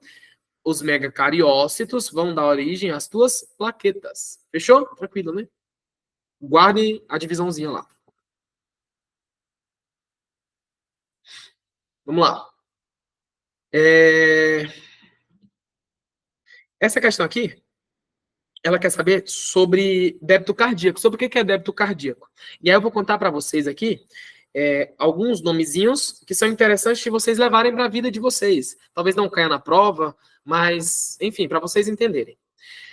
Quando a gente fala de coração, quando a gente fala de ciclo cardíaco, a gente tem esses conceitos que são necessários nós compreendermos. E eu vou contar aqui eles para vocês. Primeiro, o que é o volume diastólico final? O volume diastólico final olha o nome, é a quantidade de sangue que chega no teu ventrículo no final da diástole, certo? Então, quando a gente só pode estar em dois períodos, né, no ciclo cardíaco, ou é contração ou é relaxamento. Contração é a mesma coisa que sístole e relaxamento é a mesma coisa que diástole. Já não esqueçam desde já sobre isso, porque não caiu uma questão disso, mas se cair, vocês não podem errar. O que é B1, gente? B1 a gente está falando de bolhas cardíacas aqui, né? Comecei do nada, mas é porque se cair, vocês têm que acertar. B1 corresponde ao fechamento das válvulas atrioventriculares. E B2 corresponde ao fechamento das válvulas semilunares. Então, B1 e B2 estão relacionados às bolhas cardíacas. Ou seja, o som que o coração faz quando fecha uma válvula, certo? Ok, agora voltando para o que eu estava conversando com vocês. Volume diastólico final é a quantidade de sangue que vai chegar no teu ventrículo no final da diástole. Então, se você imaginar agora aqui, ó, que você tem um balde cheio aqui, ó, e esse balde aqui, ó, Tem uma torneirinha aqui, tá? E aí aqui, ó, encheu um monte de água aqui até topar. Se esse balde aqui, ó, topou de água, encheu o balde todinho de água, isso é o que a gente chama de volume diastólico final. É a quantidade de sangue que chegou no teu ventrículo no final da diástole. Pronto, teu ventrículo tá cheio, ok? Agora, isso aqui é quando eu olho sobre a perspectiva de volume. Então, quando eu quero olhar a quantidade de sangue, o volume de sangue que chega no teu ventrículo no final da diástole, a gente chama de volume diastólico final. Mas eu posso ser um cara diferente, eu posso ser um cara eclético e querer olhar a pressão que essa água está fazendo aqui nesse balde. Então, se eu quiser olhar a pressão que essa água está fazendo nesse balde, eu chamo isso aqui de pré-carga. Você vê que um é proporcional ao outro, né? Ou seja, volume diastólico final é a quantidade de sangue que chegou no teu ventrículo no final da diástole. Acabou. Entretanto, você tem também uma nova possibilidade de olhar, que é olhar o quê? A pré-carga. A pré-carga, ela é a pressão que é exercida por essa quantidade de sangue dentro do teu ventrículo, certo? Então, a pressão que é exercida por esse líquido, por essa quantidade de sangue que chegou aqui no final da diástole, é o que a gente chama de pré-carga. Então, pré-carga e volume diastólico final é praticamente a mesma coisa, só que por perspectivas diferentes. Aqui eu estou a fim de olhar só o volume de água que encheu o meu balde. E aqui eu estou olhando a pressão de água que encheu o meu balde. Então aqui, ó, volume diastólico final é denominado através do enchimento dos ventrículos durante o seu relaxamento, a diástole. Então, a quantidade de sangue que chegou no teu ventrículo no final da diástole. E pré-carga? Pré-carga é a pressão que o sangue faz no ventrículo quando está cheio, antes da contração, ou seja, no final da diástole, ou seja, antes da sístole, né? E aí, quanto maior ou menor a tensão, maior ou menor é a pré-carga. Ora, se tu tiver mais força aqui, maior é a pré-carga. E se tu tiver a menor pressão aqui, menor é a pré-carga. Certo? É uma medida de distensão da parede ventricular. Agora, se tu pegar esse balde aqui, ó, e jogar esse balde de água, imagina quando a gente está lavando uma área, alguma coisa assim, quando tu joga o balde de água e tu pega ele aqui de volta, tu vê que fica aquela quantidade de águazinha assim. Então, tu joga a água e quando tu olha para dentro do balde, ainda tem um restinho de água. Aí tu tem que virar o balde todinho assim, ó, para ver se sai, né? Então, isso também acontece no coração, com exceção que o coração vira de cabeça para baixo. Entretanto, quando você pega esse balde de água aqui, ó, e joga ele, a quantidade de água que sai em uma jogada do balde aqui é o que a gente chama de volume sistólico. Ou seja, volume sistólico é a quantidade de sangue que é ejetada do teu coração em uma sístole, em uma contração, certo? Então, a quantidade de sangue que sai do teu coração em uma sístole e em uma contração é o que a gente chama de volume sistólico. E, Samuel, e a quantidade de água que ficou no balde, quando a gente olha aqui, é o que a gente chama de volume sistólico final. Então, mesmo após a sístole, resta um pouquinho de sangue nos teus corações. Isso é o que a gente chama de volume sistólico final. Lá nos pulmões, resta uma quantidade de ar, que é o que a gente chamou lá de volume residual. Aqui, resta uma quantidadezinha de sangue, é o que a gente chama de volume sistólico final. Então, volume diastólico final, a quantidade de sangue que chegou no teu ventrículo no final da diástole. Eita, travou aqui o iPad.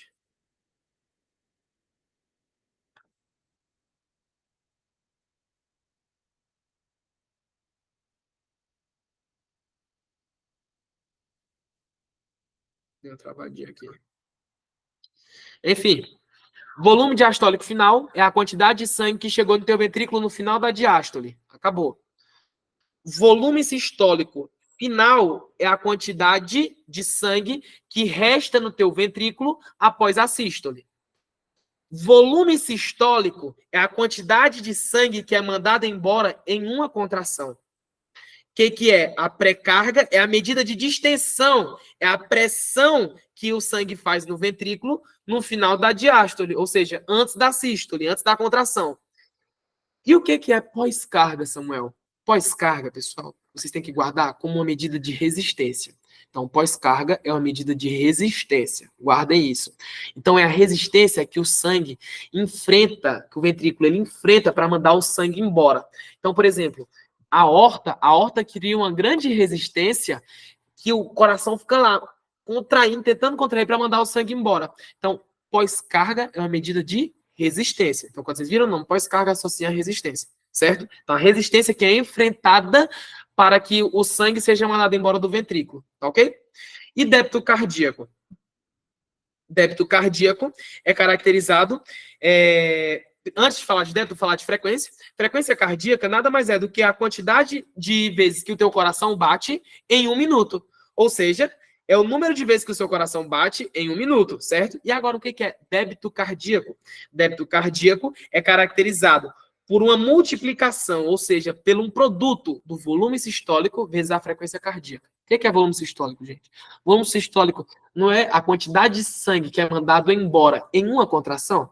E frequência cardíaca não é a quantidade de contrações que o teu coração tem durante 1 minuto? Então, débito sistólico, débito cardíaco, perdão, é caracterizado pelo volume sanguíneo bombeado pelo coração em 1 minuto. Então, resumindo o que a gente falou aqui, volume sistólico final é a quantidade de sangue que chegou no teu ventrículo no final da diástole. E o que é pré-carga? Pré-carga é a medida de distensão que é feita por essa quantidade de líquido que está lá no final da diástole. Acabou. São duas coisas semelhantes, praticamente iguais, só que um eu estou olhando o volume e outro estou olhando a pressão. Ok. E o que é volume sistólico ou débito sistólico? Que é a mesma coisa. Volume sistólico é a quantidade de sangue que eu mando embora em uma contração, ou seja, em uma sístole. Ponto.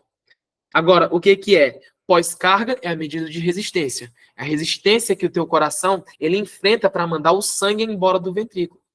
E agora, o que é débito cardíaco? É um produto, é uma multiplicação do volume sistólico vezes a frequência cardíaca. Ou seja, é a multiplicação da quantidade de sangue que sai em uma contração multiplicado pela quantidade de vezes que o teu coração bateu em 1 minuto. Certo? Então, a questão falava assim, ó. Nesse contexto, avalie as seguintes asserções e a relação entre elas. Durante a atividade física, ocorre um aumento do débito cardíaco. Por quê? Porque o débito cardíaco corresponde ao produto da multiplicação entre o volume sistólico e da frequência cardíaca. Agora faz o inverso. Agora aqui, ó. O débito cardíaco corresponde ao produto da multiplicação do volume sistólico e da frequência cardíaca. Por isso que durante uma atividade física ocorre um aumento do débito cardíaco. Perfeito. Então, 1 e 2 estão corretas e a 2 é uma justificativa correta da primeira, certo? Então, façam o por isso. Não esqueçam, gente, durante a atividade física, o que acontece? Nós temos o estímulo simpático, nós estamos ativando nossa fuga, né? E aí, esse estímulo de fuga aumenta a pressão arterial, aumenta o débito cardíaco, aumenta a frequência cardíaca, aumenta o volume sistólico, então te prepara para a fuga, beleza? Então, durante a atividade física, ocorre o aumento do débito cardíaco, e o débito cardíaco corresponde ao produto, à multiplicação do volume sistólico e da frequência cardíaca. Questãozinha perfeita.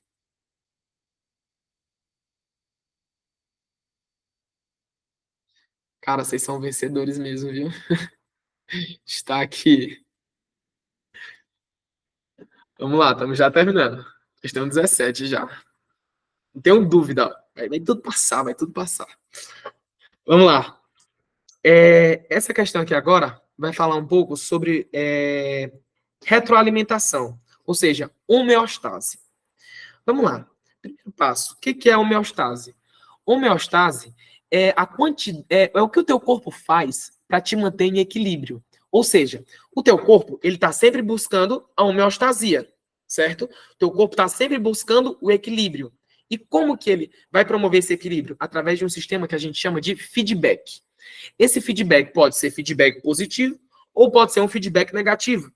Pessoal, feedback positivo é aquele tipo de resposta que vai aumentar o estímulo inicial.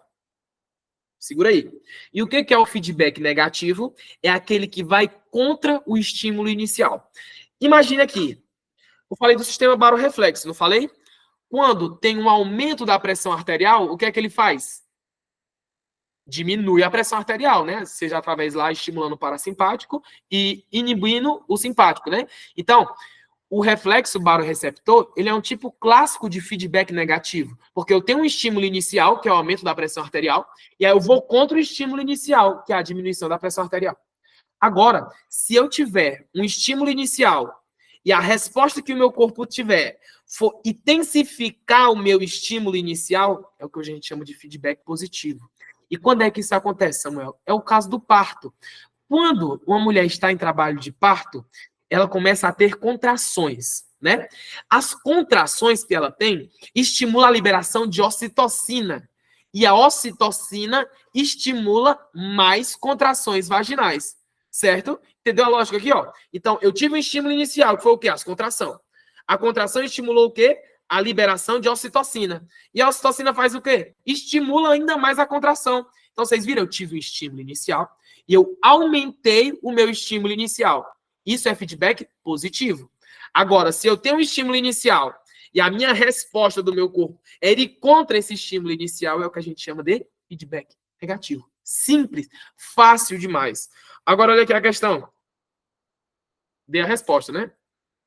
Mas, enfim, quando aqui, ó, um exemplo de alça de retroalimentação é o controle hormonal das contrações uterinas durante o parto. Os sinais sensoriais enviados da cérvice para o encéfalo causam a liberação do hormônio ocitocina, que faz o útero se contrair e empurrar a cabeça contra a cérvice, causando mais estiramento e mais pressão. Então, a gente teve um estímulo inicial, nós liberamos um hormônio que estimulou ainda mais o estímulo inicial. O que pode ser isso? Qual é o tipo de feedback que pode ser isso? É o feedback de retroalimentação positiva, certo? Então, retroalimentação negativa seria se a ocitocina inibisse as contrações uterinas. E retroalimentação hormonal e neural nem existe, tá? Foi só para completar aqui as questões, tá? Ok? Entenderam? Se eu estimulo o meu estímulo inicial, feedback positivo. Se eu vou contra o estímulo inicial, feedback negativo. Matou. Importante, importante. Já terminando.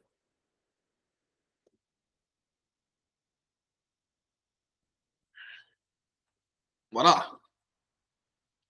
Essa questão agora é pedir para a gente falar um pouquinho sobre o fígado e sobre o pâncreas. Vamos lá. Primeiro, o fígado, né? O fígado, pessoal, ele é composto de várias subunidades chamadas de lóbulos hepáticos. Então, a organização do fígado é lobular. O fígado é organizado em lóbulos hepáticos. E ele tem hepatócitos, que hepatócito é a célula do fígado, tá? É como ela é chamada, hepatócito. Esses hepatócitos estão dispostos ao redor de uma veia central. Então, aqui, ó, olha aqui, ó. Nós temos a organização do fígado em um lobo hepático. O fígado é organizado em lobo hepáticos, tá? Então, bem aqui, ó, nós temos outro lobo. Bem aqui nós temos outro lobo. E assim por diante. Assim nós temos a organização do fígado. Beleza? E aí, os hepatócitos, que são essas células aqui, ó. Os hepatócitos, eles estão todos dispostos ao redor de uma veia central, que é a famosa veia centrolobular. Beleza? E entre eles aqui, ó, tem correndo os canalículos biliares, ou os canalículos hepáticos, desculpa, ou sinusoides. Os sinusoides hepáticos. Sinusoides hepáticos são os capilares que estão presentes no fígado, que são responsáveis pelas trocas metabólicas, tudo bem? Então são os sinusoides hepáticos. Então o fígado é organizado em lóbulo hepático e os hepatócitos estão dispostos ao redor de uma veia central ou veia centrolobular, certo? E aí, pessoal, o fígado, ele é a maior glândula do corpo humano, certo? Ele é a maior glândula do corpo e é o segundo maior órgão, certo? Ele está localizado abaixo do diafragma, ocupando a região do hipocôndrio direito. E aí, o fígado, ele tem uma íntima relação com a vesícula biliar. Por quê? A vesícula biliar, ela é responsável por armazenar a bile, que é produzida pelo fígado. Então, a vesícula biliar ela é um saco piriforme, ou seja, um saco em forma de pera, que está localizado em uma depressão na face posterior do fígado. E aí, o fígado ele é dividido em dois lobos. O lobo direito, que é o maior, e o lobo hepático esquerdo, que é o menor. separados pelo que a gente chama aqui, ó, de ligamento falciforme. Aqui, ó, ligamento falciforme. Então, lobo direito, lobo esquerdo, separado pelo ligamento falciforme. Beleza? E aí, os hepatócitos, eles correspondem a 80% do volume hepático principal. É a principal célula funcional, beleza? E ele possui funções metabólicas, secretoras e endócrinas. E aí, o que eu comentei com vocês, o fígado é organizado em lóbulos hepáticos, separados por sinusoides hepáticos que estão em volta de uma veia central, que é a veia centrolobular. Entre os lóbulos, preste atenção, entre os lóbulos, há o que a gente chama de tríade portal. A tríade portal, ela é um ramo da artéria hepática, um ramo do ducto biliar e um ramo da veia porta do fígado. Então, prestem atenção. O fígado é organizado em lóbulos hepáticos e os hepatócitos estão dispostos ao entorno de uma veia central, que é a veia centrolobular. Entre os lóbulos hepáticos, eu tenho as tríade portais, que é um ramo da artéria hepática, um ramo do ducto biliar e um ramo da veia porta, certo? Então, a tríade portal. Guardem o que é a tríade portal. Um ramo da artéria hepática, um ramo do ducto biliar e um ramo da veia porta. Esse é a tríade portal que estão localizados entre os lóbulos hepáticos. E aí, os sinusoides hepáticos são os capilares sanguíneos altamente permeáveis das fileiras de hepatócito que permite a troca eficiente das substâncias entre o sangue e os hepatócitos. Então, os hepatócitos, eles produzem a bile, certo?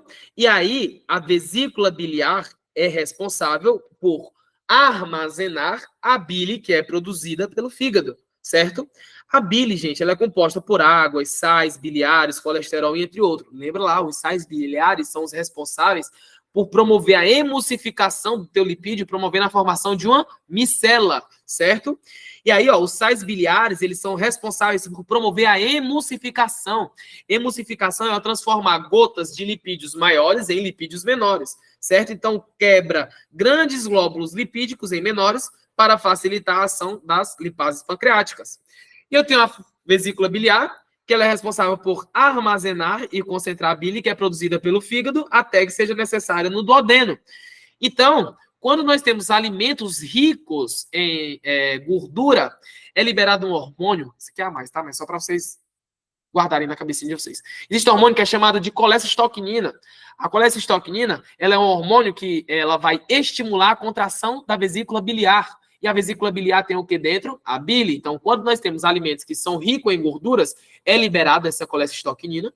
E essa colecistoquinina ela estimula a contração da vesícula biliar para que a bile possa fazer o quê? Emulsificar a gordura com os sais biliares. Aí os sais biliares formam aquela micela, aquela estruturazinha bonitinha, que vai se fundir lá no enterócito, soltando os ácidos graxos, e aí depois vai ser formado o quilomicron, e aí o quilomicron cai nos vasos linfáticos vai lá para a veia subclave esquerda e alcança a circulação sanguínea. E aí por aí vai. A gente conversou sobre isso atrás. Beleza? Tranquilo, né? E o pâncreas? O pâncreas, pessoal, ele é um órgão retroperitoneal. O que é órgão retroperitoneal? O peritônio é uma camada serosa que ele envolve alguns órgãos. E o pâncreas, ele é um órgão retroperitoneal, ou seja, um órgão que ele está atrás do peritônio. E ele é dividido em cabeça, corpo e cauda. E aí, ele possui uma íntima relação com o duodeno, através do ducto pancreático principal e do ducto pancreático acessório, certo? Prestem atenção aqui. No ducto pancreático principal, ele é esse aqui, ó. O ducto pancreático principal, ele vai se juntar com o ducto colédoco aqui, ó, e vai formar o que a gente chama de ampola hepatopancreática. Então, preste atenção. Quando eu tenho a vesícula biliar, quem vai sair da vesícula biliar é o ducto cístico. E aí o ducto cístico, conforme ele vai descendo, ele vai se chamar de ducto colédoco. E esse ducto colédoco, ele vai se juntar, presta atenção, com o ducto pancreático principal. ducto colédoco se junta com o ducto pancreático principal, formando um ducto único, que é a ampola hepatopancreática. E a ampola hepatopancreática vai desembocar na papila maior do duodeno, tá? Isso é mais anatomia, mas isso aqui é tão assim que se cair, eu falei não, enfim.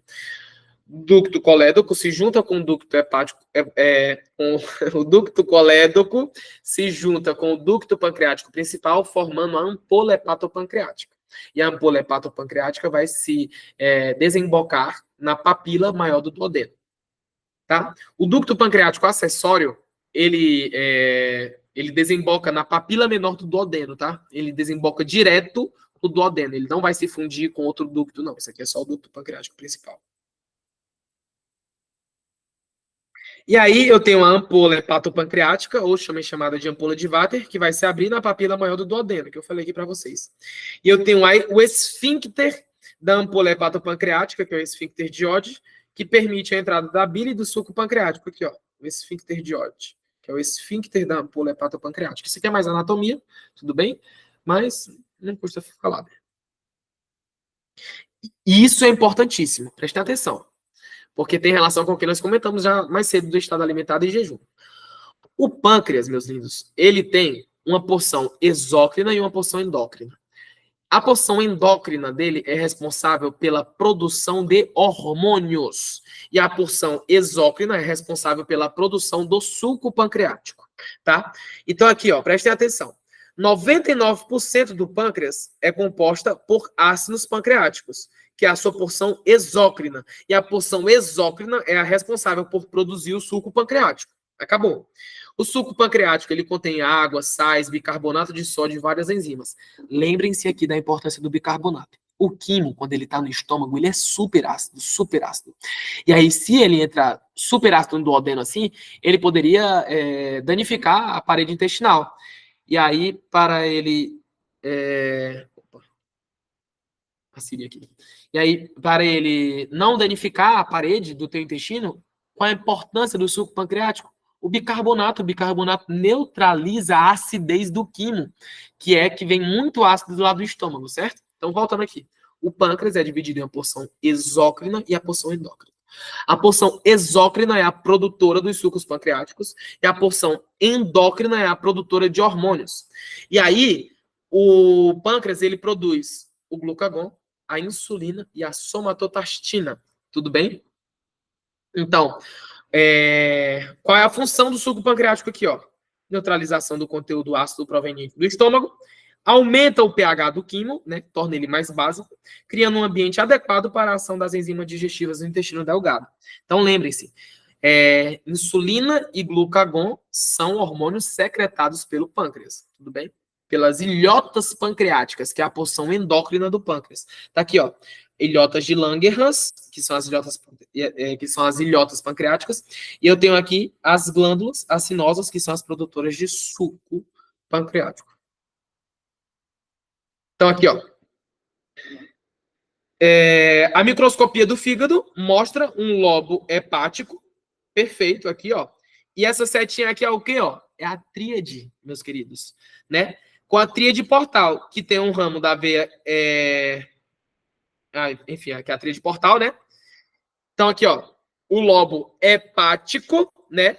Com o ramo da veia hepática centrolobular, aqui no centro, ó. Tá vendo aqui, ó?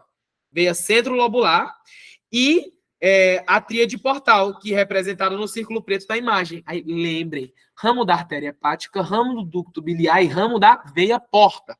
Tudo bem? Então, eles gostam da organização do fígado, que é essa organização aqui em lobos. E aí, entre os lobos, tem as tríades portais. E aqui, ó, os hepatócitos estão organizados ao entorno da veia centro-lobular. Beleza, galera? Travou, repete de novo.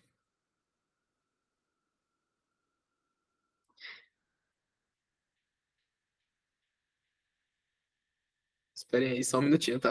Só pra destravar o iPad. Bichinho cansou.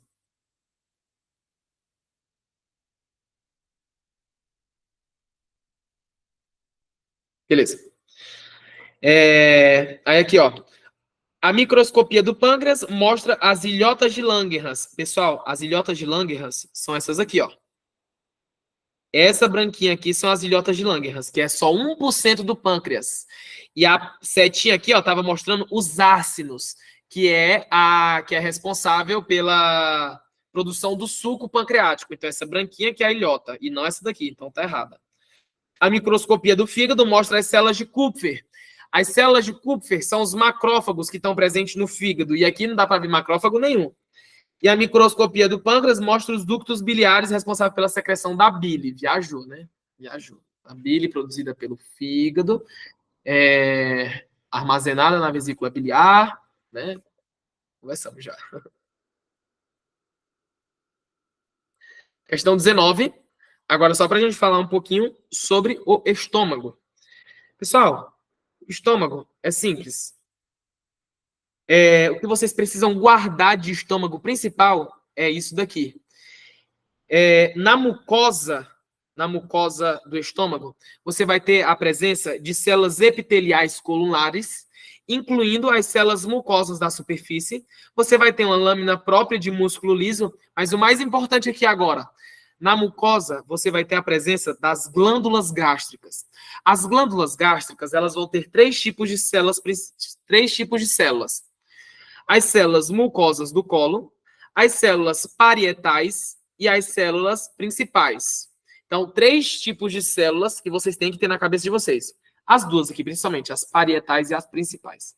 Gente, no estômago, nós começamos, ou seja, nós iniciamos o processo de digestão das proteínas. Então, guardem isso. Então, um dos principais papéis do estômago é iniciar a digestão de proteínas. Então, qual é o papel da célula principal? Se um dos principais papéis do estômago é fazer o quê? Iniciar a digestão das proteínas. O papel dessa célula principal aqui é secretar pepsinogênio, que é a enzima inativa, mas que vai se ativar com o ácido clorídrico, para formar a pepsina. E a pepsina, ela é a enzima que vai iniciar a digestão de proteínas no estômago. Então, guardem aqui as células principais. Qual é o principal papel dela, das células principais? É fazer a secreção do pepsinogênio. E o pepsinogênio logo vai se diferenciar em pepsina. E a pepsina é a enzima que vai iniciar a digestão das proteínas. Beleza? E as células parietais? As células parietais vão ser as células que produzem o ácido clorídrico, o HCl, tá? O ácido clorídrico.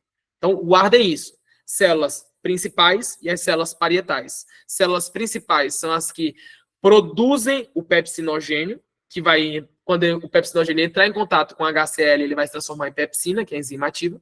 E essa enzima ativa inicia a digestão das proteínas. E as células parietais, elas são responsáveis pela produção do HCl, tá? Do ácido clorídrico. Então, aqui, ó, as células mucosas do colo secretam muco, juntamente com as células mucosas da superfície. As células parietais produzem um fator intrínseco e o ácido clorídrico. O fator intrínseco, gente, ele é só um auxiliador no processo de absorção da vitamina B12. Mas vocês devem saber, obrigatoriamente, que o papel das células parietais é a produção de ácido clorídrico. O fator intrínseco é adicional. As células principais ou células imogênicas secretam o pepsinogênio e também secretam a lipase gástrica, mas o principal, o pepsinogênio, que o pepsinogênio, quando entra em contato com o ácido clorídrico, forma a pepsina e a pepsina inicia a digestão de proteínas no estômago. E aí, quando eu tenho essa mistureba toda aqui, de muco, mais o conteúdo das células principais, mais o conteúdo das células parietais, nós formamos suco gástrico, que é formado pelas secreções das células mucosas, parietais e principais. Aí, aqui no estômago, nós também temos uma célula que é chamada de célula G, que é a célula produtora de gastrina. E essa gastrina estimula a atividade gástrica. Então, aqui, marque a alternativa que representa a função da célula parietal. Meus lindos, a célula parietal, ela é responsável pela liberação de ácido clorídrico, que é responsável pela desnaturação das proteínas. Então, o ácido clorídrico, e aí se junta principalmente com a pepsina, né? E a pepsina faz a digestão Mas a desnaturação, ela é promovida também aqui pelo ácido clorídrico. Perfeito. Então, células parietais, não esqueçam, produtoras de HCl. E as células principais são as células que vão ter o principal papel no estômago, que é a secreção de pepsinogênio, que vai se transformar em pepsina, que inicia a digestão das proteínas. Então, não esqueçam disso. E a questão 20 aqui, somente para falarmos sobre as fases, cada uma dessas aqui, e o que acontece. Gente, fase 4, não esqueçam, repouso. Primeira coisa, isso aqui é um potencial de ação do tipo rápido. O do tipo lento não tem repouso verdadeiro. Fase 0 aqui está mostrando a despolarização. E essa despolarização ocorre pelo influxo de sódio. A fase 1 mostrando a repolarização precoce.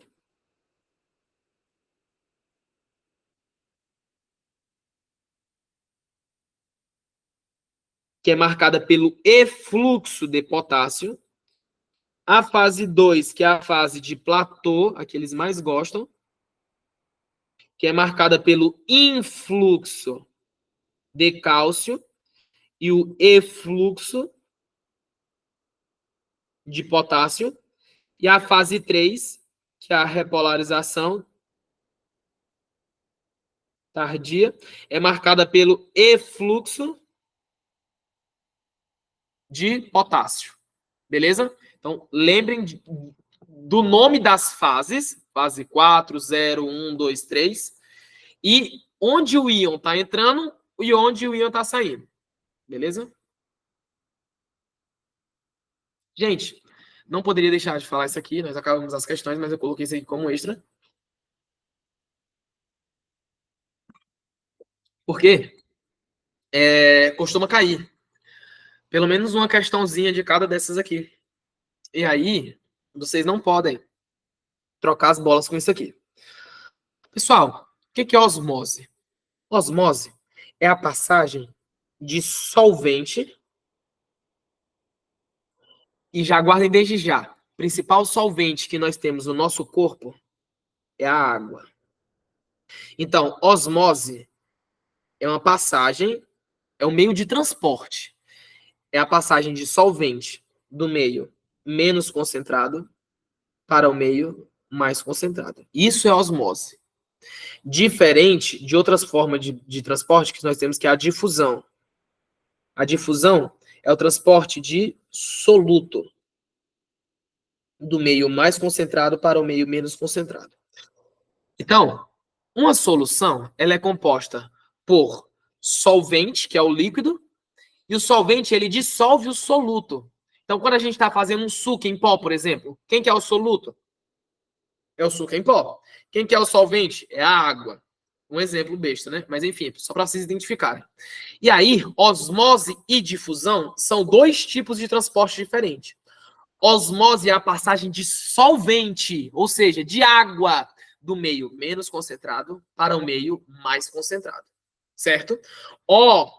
Lembra, 0 e 0 é menos. Tá? Então façam isso. Menos para o mais. Osmose é a passagem de solvente do meio menos concentrado para o meio mais concentrado.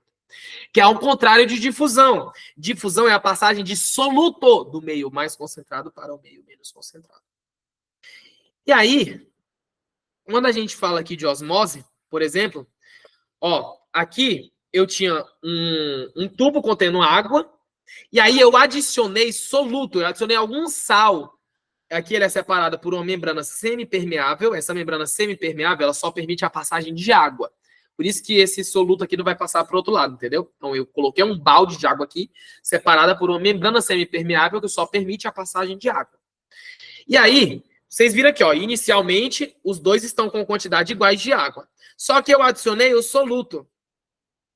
E aí, pouco tempo depois, eu vou observar isso aqui, Olha a quantidade de água aqui e olha a quantidade de água aqui. Você viu que aumentou a quantidade de água aqui do lado direito, né? Então, por que isso aconteceu? Porque aqui a gente teve a passagem de solvente, nós tivemos a passagem de água, nós tivemos a osmose. O que é osmose? Se eu joguei sal aqui desse lado, esse lado aqui ficou o quê? Mais concentrado. Mais concentrado. Se ele ficou mais concentrado, a osmose é o quê? A passagem de água do meio menos concentrado para cá, para o meio mais concentrado, que foi esse aqui. Ele ficou mais concentrado porque ele foi adicionado soluto, certo? Então, osmose é a passagem de solvente do meio hipotônico para o meio hipertônico. Hipotônico é a mesma coisa que menos concentrado e hipertônico é a mesma coisa que mais concentrado. Beleza? Então, quando nós colocamos, aqui é um exemplo de uma hemácia. Quando nós colocamos uma hemácia num meio hipertônico, ela vai tender a fazer o quê? Perder água por osmose. Por quê? A passagem do menos concentrado para o meio mais concentrado. Então, a hemácia, ela murcha. Num meio isotônico, significa que iso é igualdade. Então, eles estão em igual osmolaridade. Então, ele está na mesma osmolaridade aqui. Então, nem ela tá aqui, ó, em equilíbrio, as duas. E quando eu estou no meio hipotônico, significa agora que o meio aqui ele está menos concentrado. E a osmose é o quê? É a passagem do meio menos concentrado para o meio mais concentrado. E aí essa hemácia incha. Então, no meio hipertônico, a hemácia murcha, porque o meio está mais concentrado e a osmose é a passagem de água do meio menos concentrado para o meio mais concentrado. Por isso que no meio hipertônico, a hemácia murcha. No meio isotônico não acontece nada. E no meio hipotônico, se a passagem de água é do meio menos para o meio mais concentrado, ela vai ganhar água por osmose e ela vai inchar. Beleza, pessoal? Isso é osmose. E se cair alguma questão disso aqui, acertem, pelo amor de Deus. E para a gente finalizar nosso dia, falar só um pouquinho sobre as organelas. Pessoal, enfim, as organelas que compõem uma célula, as principais nós vamos falar aqui, núcleo. Núcleo é a estrutura que vai fazer o quê? Guardar o DNA. Não tem segredo, né? Então, carregar as informações genéticas, guarda o teu DNAzinho lá bonitinho. Ok, para isso que serve o núcleo. Só que aí tu tem um retículo endoplasmático rugoso. Primeiramente, por que ele é rugoso? Desde já, porque ele tem a presença de ribossomos aderidos a eles.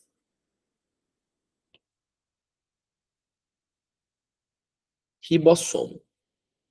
E o papel do ribossomo é fazer síntese de proteína. O papel do ribossomo é fazer síntese de proteína, certo? E o retículo endoplasmático rugoso, ele tem um monte de ribossomos aderido a ele, por isso que ele tem um aspecto rugoso. E aí, qual vai ser o papel do ribossomo? Ele vai fazer a secreção de proteínas de exportação. Então, serão secretadas proteínas para fora da célula, certo? Então, retículo endoplasmático rugoso tem ribossomo. Se tem ribossomo, ele produz proteínas. E aí, o retículo endoplasmático rugoso, ele faz proteínas de exportação. As proteínas vão para fora da célula. Porque se for somente o ribossomo isolado, ele faz síntese de proteínas, mas é para o uso da própria célula. Então, o ribossomo faz síntese de proteínas. Só que no retículo endoplasmático rugoso aqui, meus lindos, o que é que vai ter? Vai ser síntese de proteínas de exportação. Não esqueçam disso, tá? Aí eu tenho um retículo endoplasmático liso. O retículo endoplasmático liso, ele vai ter o papel de síntese de lipídios, fosfolipídios, hormônios e esteroide, e possui um papel também na detoxificação celular. Então, qual que é o papel do retículo endoplasmático liso? Síntese de lipídios e desintoxicação celular. Acabou. E o retículo endoplasmático rugoso? Síntese de proteínas de exportação. Núcleo, que abriga o teu material genético. Retículo endoplasmático rugoso, que faz a síntese de proteínas de exportação. E o retículo endoplasmático liso, que faz a síntese de lipídios. E também tem o papel na desintoxicação. Outras organelas, ribossomo, já falei para vocês. O ribossomo é responsável pela síntese proteica. Então, se a questão vinha lá falando, qual é a organela que é responsável pela síntese de proteínas? Ribossomo. Ribossomo, presta atenção. Agora se vem lá, qual é a organela que é responsável pela síntese de proteínas de exportação, ou seja, a proteína que vai para fora da célula? É o retículo endoplasmático rugoso. Não troca. E aí nós temos o complexo de Golgi. O complexo de Golgi, o papel dele é empacotar substância. O cara é um empacotador nato.